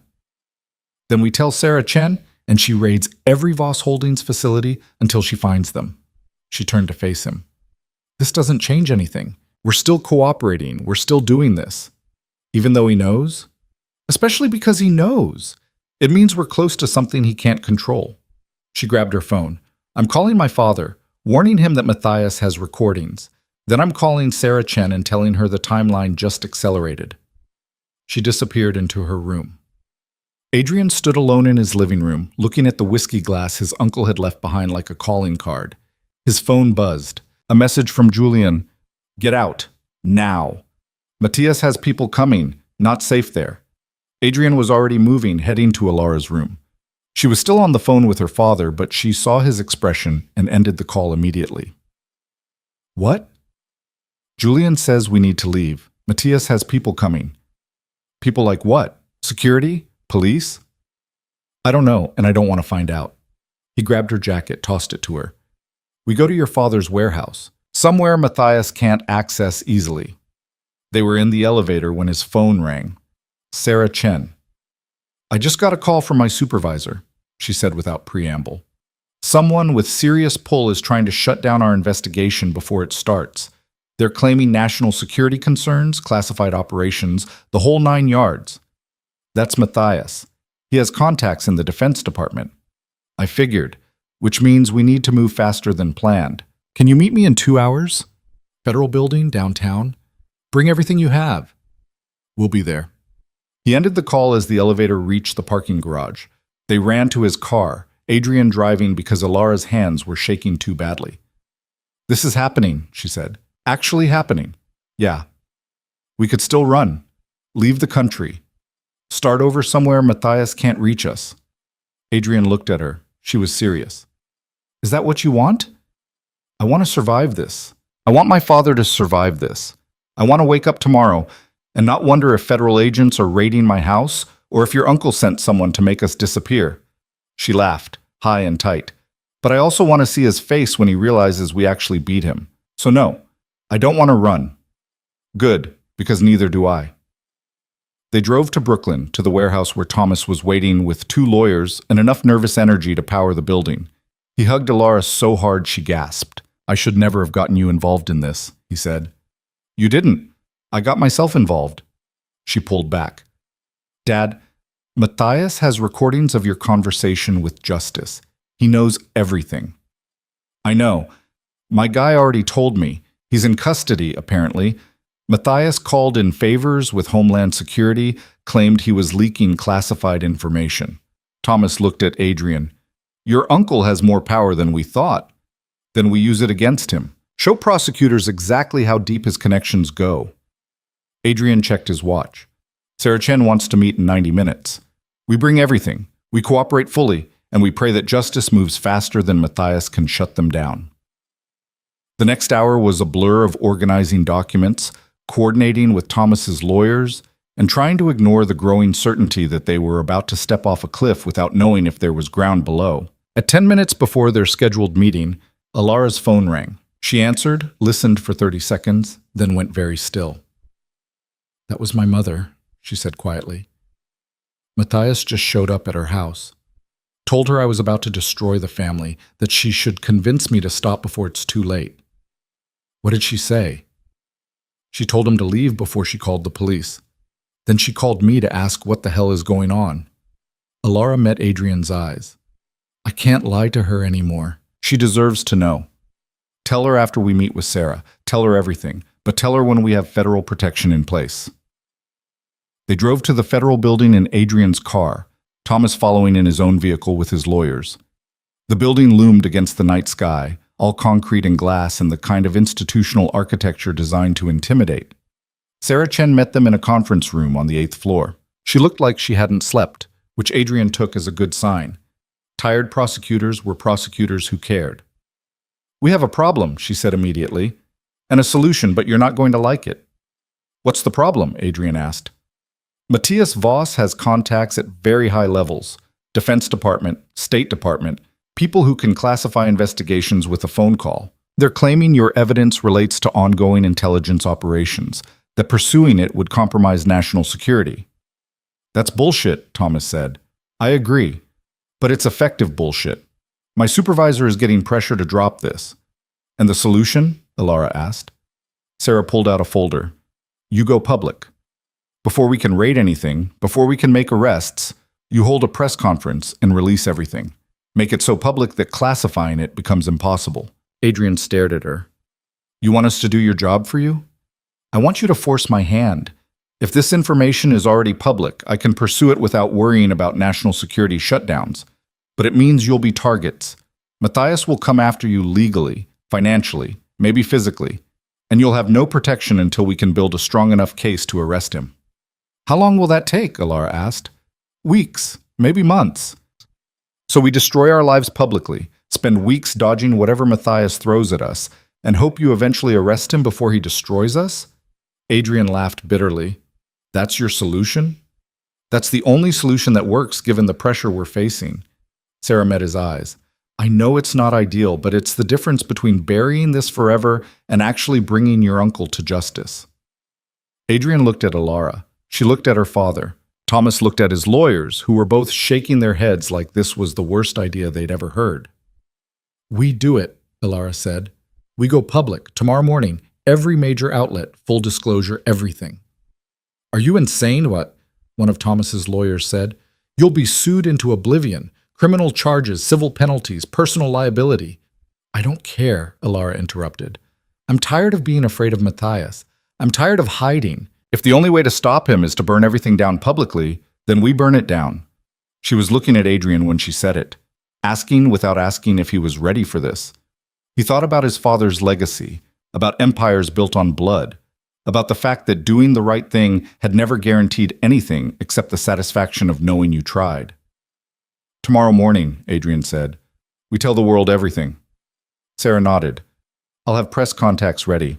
But Adrian, Alara, once you do this, there's no walking it back. Your lives will never be the same." "They were never going to be the same anyway," Adrian said. "At least this way we control the narrative." They spent the rest of the night preparing statements, coordinating with journalists, and accepting that they were about to become the biggest story in business news. Thomas looked like he'd aged a decade in one evening. Alara was calm in a way that scared Adrian because he recognized it. It was the calm of someone who'd accepted that survival meant sacrifice. At 4 in the morning, they finally left the federal building. Dawn was still hours away, but the city was already stirring. Adrian drove Alara home through empty streets, both of them too exhausted to speak. When they reached the penthouse, she didn't go to her room. She followed him to his, standing in the doorway like she wasn't sure she was allowed to enter. Can I stay here tonight? She asked quietly. I don't want to be alone. Adrian pulled back the covers without answering. She kicked off her shoes and climbed in beside him, fully clothed, curling into his side like it was the most natural thing in the world. We're going to lose everything, she said into the darkness. I know. Was it worth it? Adrian thought about that. About partnerships and choosing who you stood beside when everything else could be lost. About the fact that somewhere in the past 2 months, Alara had stopped being an obligation and started being the person he trusted most in the world. Yeah, he said. It was worth it. She fell asleep against his shoulder. Adrian stayed awake, watching the sky lighten through the window, counting down hours until they destroyed everything his family had built, and hoping it would be enough to stop a man who'd spent 40 years learning how to win. Morning came too fast and too bright. Adrian woke to find Alara already awake, staring at the ceiling with an expression that suggested she'd been doing calculations in her head for hours. We have 3 hours until the press conference, she said without looking at him. I've been lying here trying to figure out if there's any version of today where we don't lose everything. And? There isn't. But at least we lose it on our terms. They got up, showered separately, and dressed like they were preparing for battle rather than breakfast. Alara wore a navy suit that made her look older, more serious. Adrian chose the charcoal gray his father had always worn for difficult board meetings, armor disguised as business attire. Sarah Chen called at 7. The press is confirmed. 10:30 at the federal building steps. We'll have security, but expect chaos. Matthias's legal team is already filing injunctions to stop you from speaking. Will they succeed? Adrian asked. Not in 3 hours they won't, but expect lawsuits to start flying the second you finish talking. She paused. Are you both absolutely sure about this? Adrian looked at Alara, who was listening on speaker. She nodded once, decisive. We're sure, he said. They met Thomas at a coffee shop 2 blocks from the federal building. He looked like he'd been through a war, but his eyes were clear and determined. Your mother called, he told Alara. She knows everything now. I told her myself. Figured it was better coming from me than from a news broadcast. How did she take it?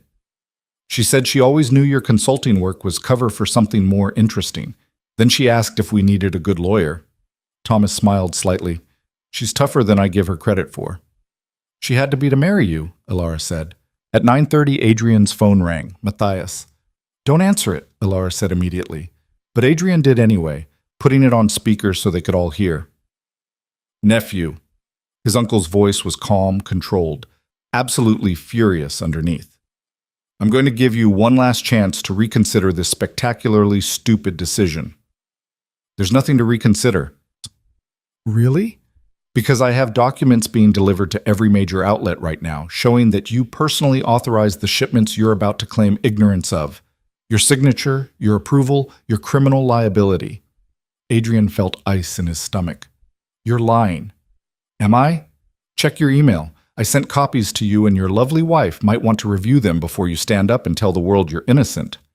The call ended. Adrian and Alara both pulled out their phones. The email was there, with attachments that made Adrian's blood run cold. They were real documents, his actual signature, authorizing shipments on dates and routes that matched exactly with what Julian's evidence showed were weapons deals.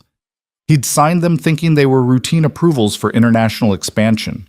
Matthias had buried the illegal cargo in legitimate paperwork, and Adrian had approved it all without reading the fine print. He set me up, Adrian said quietly. Months ago. Maybe years. Every signature, every approval, all of it designed to make me look complicit. Thomas was reading over his shoulder. These won't hold up in court. Any forensic accountant will see their deliberate misdirection. But they'll hold up in the media, Alara said. That's the point. We go public claiming Adrian's innocent, Matthias releases these, and suddenly the narrative shifts to CEO tries to blame Uncle for his own crimes. Sarah Chen arrived at their table, breathless. I know about the documents.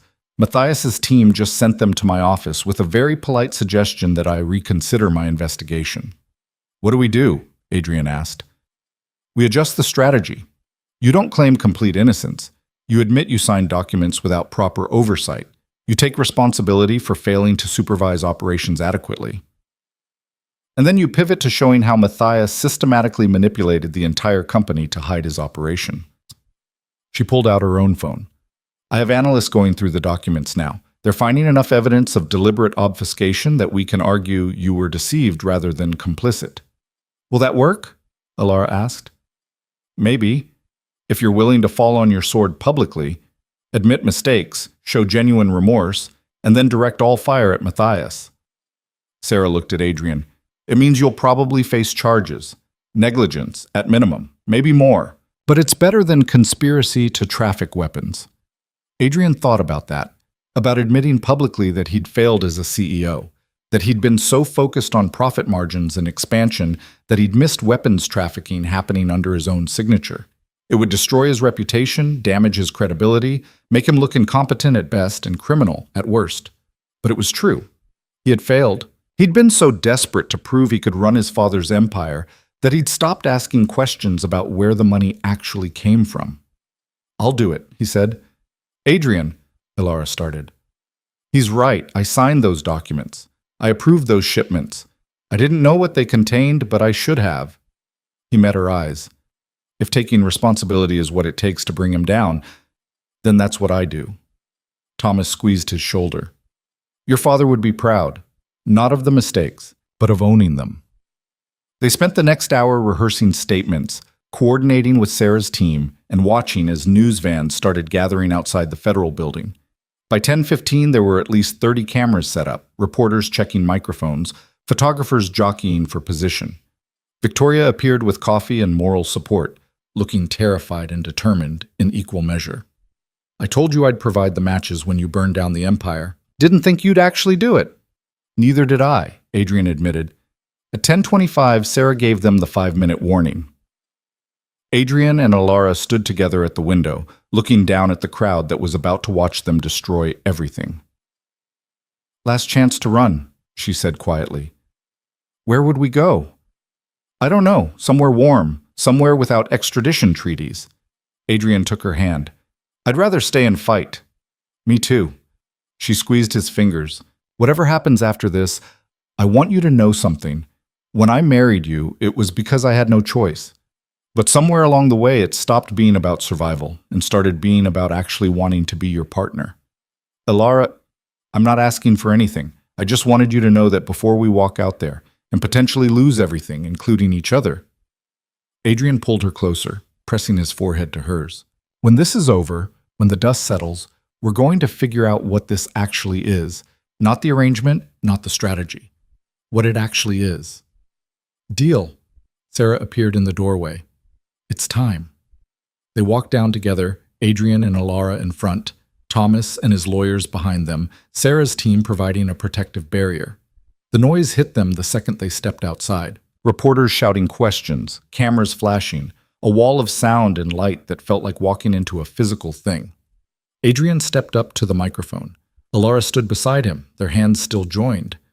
My name is Adrian Voss, he began, and his voice carried over speakers that broadcast to the crowd, and the cameras and the world beyond. 2 months ago, I married Alara Kane in an arrangement forced by my uncle, Matthias Voss, who used blackmail to connect our families for purposes I didn't understand at the time.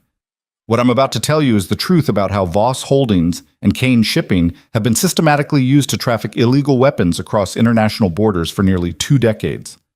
The crowd erupted. Adrian waited for the noise to settle, then continued.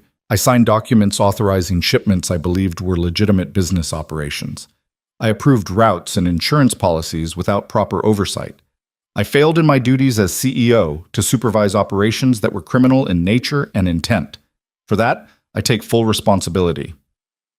He could see Matthias's lawyers in the crowd, recording everything, probably already drafting lawsuits. He didn't care. But while I failed in oversight, my uncle Matthias Voss deliberately designed these operations to hide their true nature. He used shell companies, falsified manifests, and manipulated legitimate business to cover weapons deals worth hundreds of millions of dollars. The evidence we're releasing today shows a pattern of criminal activity spanning nearly 20 years. Alara stepped forward then. My family's shipping company was similarly exploited. We believed we were providing legitimate cargo services.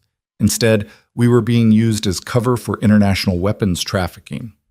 When we discovered the truth, we immediately contacted federal authorities and have been cooperating fully with their investigation. Questions started flying. Adrian answered the ones he could, deflected the ones he couldn't. Yes, he expected to face charges. Yes, he was resigning as CEO of Voss Holdings effective immediately. No. He didn't know where his uncle currently was. The press conference lasted 45 minutes. By the time it ended, Adrian's phone was exploding with messages. His mother, crying. Victoria, sending heart emojis and texts that just said "holy shit" repeatedly. Marcus, asking if Adrian needed anything, which was more loyalty than he deserved. And one message from an unknown number. You just made the worst mistake of your life. They were escorted back inside by federal agents who suddenly treated them more like witnesses than criminals. Sarah met them in the same conference room, looking energized in a way that suggested the press conference had done exactly what she'd hoped. That was perfect, she said. Matthias's legal team is already trying to spin it, but you took away their main weapon. They can't claim you're hiding behind ignorance when you just admitted culpability publicly. What happens now? Thomas asked. Now we move fast. Raids on Voss Holdings facilities, Kane shipping offices, every shell company we can connect to the operation. Matthias will try to destroy evidence, but he won't be fast enough. Sarah pulled out her phone. I need you three somewhere safe. Matthias is cornered, and cornered animals are dangerous. We have a place, Alara said. My mother's house. Matthias doesn't know the address. They spent the next 6 hours in a suburb 20 miles outside the city, watching news coverage of federal raids on buildings Adrian had walked through countless times. Voss Tower, surrounded by agents. Kane shipping headquarters, cargo containers being opened and cataloged. Matthias's Greenwich estate, where his mother was being questioned but not arrested because she genuinely knew nothing. Adrian's phone rang constantly. Reporters, lawyers, board members demanding explanations he couldn't give. He stopped answering around hour 3. Alara's mother, Rosa Kane, was a small woman with fierce eyes and the kind of calm that came from surviving worse things than corporate scandal. She made them pasta and wine and didn't ask questions she knew they couldn't answer yet. Your father called, she told Alara. He's at the federal building giving a statement. He said to tell you he's proud of you. For destroying this family business? For choosing what's right over what's easy? Rosa touched her daughter's face. That's always been your gift. And your burden. Night fell. They watched the news show Matthias's face on every channel, wanted for questioning, whereabouts unknown. Adrian's own face appeared almost as often, the man who'd brought down his family empire. Do you regret it? Alara asked later, when they were alone in the guest room Rosa had set up for them. One room, one bed, the assumption of a real marriage finally matching reality. No, Adrian said. I regret that it took me this long. I regret that I didn't ask harder questions earlier. But taking him down, that I don't regret. Even if we lose everything, we already lost the things that mattered, our reputations, our companies, our illusions about who our families actually were. He pulled her close. But we found something too. What? Each other. Actually, each other, not the performance we were doing for Matthias. Alara was quiet for a moment. You know this doesn't end clean, right? Even if Matthias goes to prison, even if we avoid serious charges, our lives are permanently changed. We'll always be the people who destroyed the Voss Empire. Good. Maybe the Voss Empire deserved to be destroyed. She kissed him then, urgent and real, and nothing like the performance at their wedding. Adrian kissed back, feeling like they were finally starting something instead of ending it. His phone rang again. Sarah Chen. We found him, she said without preamble. Matthias. He was trying to board a private jet to Switzerland. We have him in custody. Adrian felt something release in his chest. Is it over? The arrest part is. The legal part is just beginning. But yes, Adrian, he's not walking away from this. They arrested Matthias Voss at 11:30 that night at a private airfield in New Jersey. Adrian watched the footage on the news, his uncle in handcuffs, being led away by federal agents while cameras caught every second.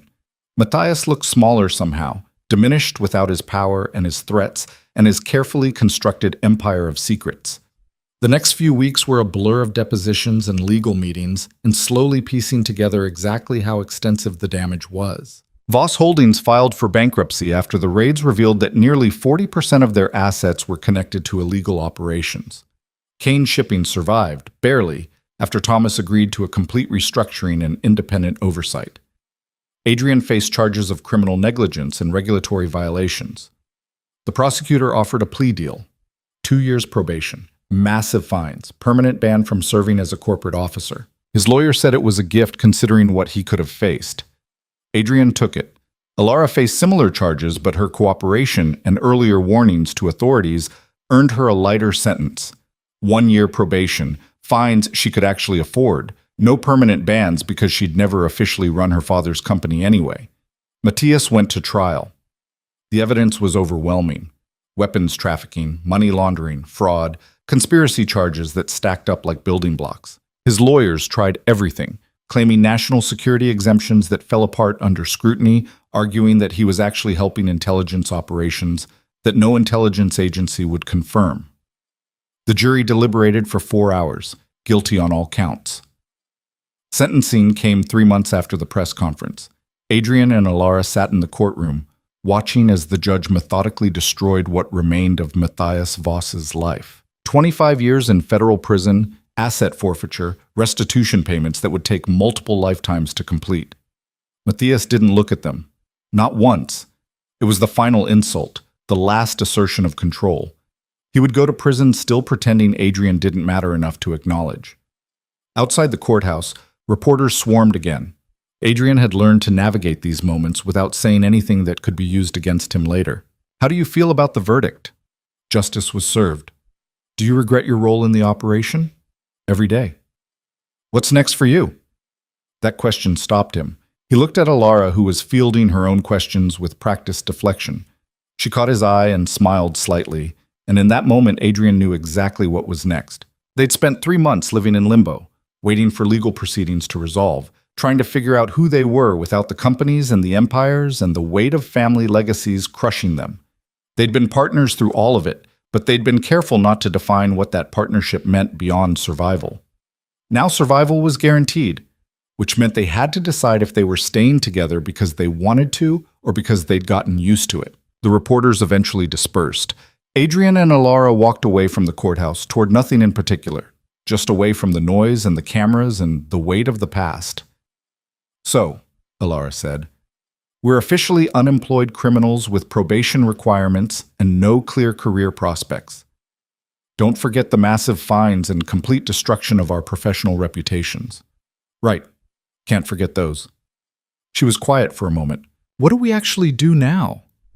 Adrian had been thinking about that, about the Harbor District families he'd almost displaced before everything exploded, about Marcus's questions about doing things right instead of profitable, about the fact that he'd spent his whole life building power he didn't believe in.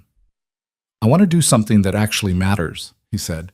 "Not empires or profit margins or quarterly earnings. Something real." "Like what?" "I don't know yet, but I know I want to do it with you." Alara stopped walking. They were in a park now, somehow. Trees overhead and grass underfoot, and the city visible but distant. "Are you asking me to stay married to you?" she asked. "For real this time?" "I'm asking if you want to figure out what comes next together. Partners. Actually partners, not just people trapped in the same disaster. You realize we're terrible at normal, right? We got married under blackmail, investigated international weapons trafficking, and destroyed our family's empires. I'm not sure we know how to just be normal married people." "Then we'll be abnormal married people. We'll figure it out as we go." Adrian took her hands. "I know I want to wake up next to you. I know I want to build something new instead of protecting something old. And I know that every time I think about the future, you're in it. So if that's not love, it's close enough that I want to see where it goes." Alara looked at him for a long moment. Then she laughed, bright and genuine. "You're proposing to your wife. That's very weird." "Everything about us is weird." "True." She kissed him, soft and certain. "Yes, I want to figure it out together. I want to build something that matters. And I want to be with someone who chose to burn down an empire rather than rule a corrupt one. That's a very low bar, but you'd be surprised how rare it is." They stood in the park as the sun set, two people who'd been forced together and chose to stay, who'd lost everything and found something better in the wreckage. Adrian thought about his father, who'd built an empire on fear and died afraid his son would reject it. He thought about Matthias, who'd spent 40 years accumulating power and ended up with nothing but a prison cell. And he thought about the fact that the only thing his father had been right about was that the empire would destroy whoever tried to rule it.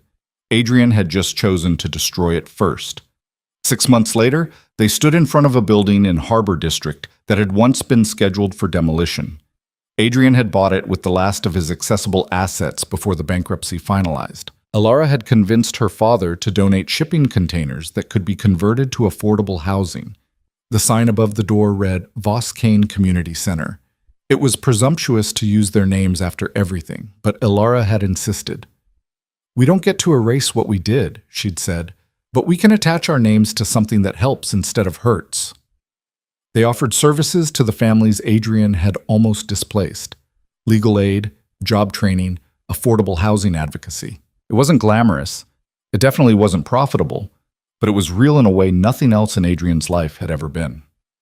Victoria showed up for the opening, bringing champagne and tears. "I can't believe you actually did it. Went from corporate empire to nonprofit housing advocacy." "Technically, we went from corporate empire to federal investigation, to criminal probation, to nonprofit housing advocacy," Alara corrected. "But yeah, I'm proud of you, both of you." Victoria raised her glass. "To people who choose what's right over what's easy."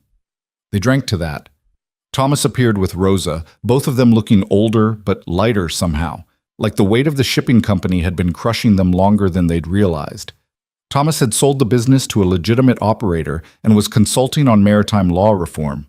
"Boring," he claimed. "Peaceful," Rosa corrected. Marcus stopped by with his family, having survived the Voss Holdings collapse by cooperating with investigators and leveraging his CFO experience into a position with a clean company. He pulled Adrian aside. "I was wrong about you, Sim," he said. "I thought you were like your father, ruthless, profit-focused, willing to ignore anything that got in the way of growth. I was like that." "No, you were playing a role you thought you had to play. There's a difference," Marcus smiled. "The real you is much more interesting." Adrian's mother appeared last, looking fragile but present. She'd spent months in therapy processing the truth about her husband and brother-in-law, about the empire she'd enjoyed without questioning its foundations. She hugged Adrian like she was afraid he'd disappear. "I'm sorry," she said quietly. "For not seeing, for not asking questions, for teaching you that power mattered more than people. You were surviving, Mom, just like everyone else. Still, I should have been better." She pulled back. "But you are better. You and Alara both. You're building something your father never could have understood." As evening fell, Adrian found Alara on the roof of their building, looking out at the neighborhood they were trying to help rebuild. She'd changed from her opening day dress into jeans and a sweater, hair down, looking more like herself than she had in months. "Tired?" he asked, joining her at the edge. "Exhausted, but good exhausted. The kind where you actually accomplish something." They stood in comfortable silence, watching lights come on in windows, families settling in for the evening, the ordinary magic of people just living their lives. "Do you miss it?" Alara asked eventually. "The power. The empire. Being the person who walked into rooms and everyone paid attention." Adrian considered that honestly. Sometimes, not the empire itself, but the certainty, knowing exactly who I was and what I was supposed to be doing. And now? Now I have no idea what I'm doing most days. But I'm doing it with you, and it means something, and that feels better than certainty ever did. She leaned into him. "I love you. I don't think I've actually said that yet." "You haven't. I love you. The real you, not the CEO or the Voss heir or the guy playing chess with his uncle. The person who chose to fall on his sword publicly rather than let Matthias win. The person who wants to help displaced families instead of displace them. That person." Adrian kissed the top of her head. "I love you too. The consultant who was too smart for her own good. The partner who jumped when I jumped. The person who sees what needs to be done and does it even when it's terrifying. We're very dramatic. You know that, right? We destroyed an empire together. Dramatic is basically our baseline." She laughed. They stayed on the roof until the neighborhood quieted, until the city settled into its nighttime rhythm, until it was just them and the future stretching out, uncertain and terrifying and full of possibility. They'd lost everything they'd thought mattered: the money, the power, the family legacies that had defined them since birth. But they'd found something better in the wreckage: purpose, partnership. The knowledge that what you built yourself mattered more than what you inherited. Matthias was in prison. The empires were gone. The families were rebuilding, and Adrian and Alara were just two people trying to make the world slightly better than they'd found it. One community center and one displaced family at a time. It wasn't the ending Adrian had expected when he'd first agreed to marry a stranger. It was better. Because power, he'd learned, was never about control. It was never about forcing others to bend to your will, or building empires that outlasted you, or accumulating wealth until you couldn't spend it all. Power was about choosing who you became when everything else was stripped away. It was about standing beside someone when the world was burning and deciding together what to build from the ashes. It was about looking at the legacy you'd been given and having the courage to say it wasn't good enough, that you wanted to be better, that you would break everything to prove it. His father had feared Adrian would destroy the empire once he understood what it was built on. He'd been right about that much. But what his father never understood was that some things deserved to be destroyed, that sometimes the only way to build something worth keeping was to burn down everything that came before. Adrian had burned down an empire, and in its place he was building something smaller, quieter, infinitely more valuable, a life that mattered, a partnership built on choice instead of coercion, a future defined by what he created rather than what he inherited. He looked at Alara, silhouetted against the city lights, and knew with absolute certainty that every decision that led here had been worth it. This was power, the real kind, the kind that couldn't be taken away because it came from within, and it was enough.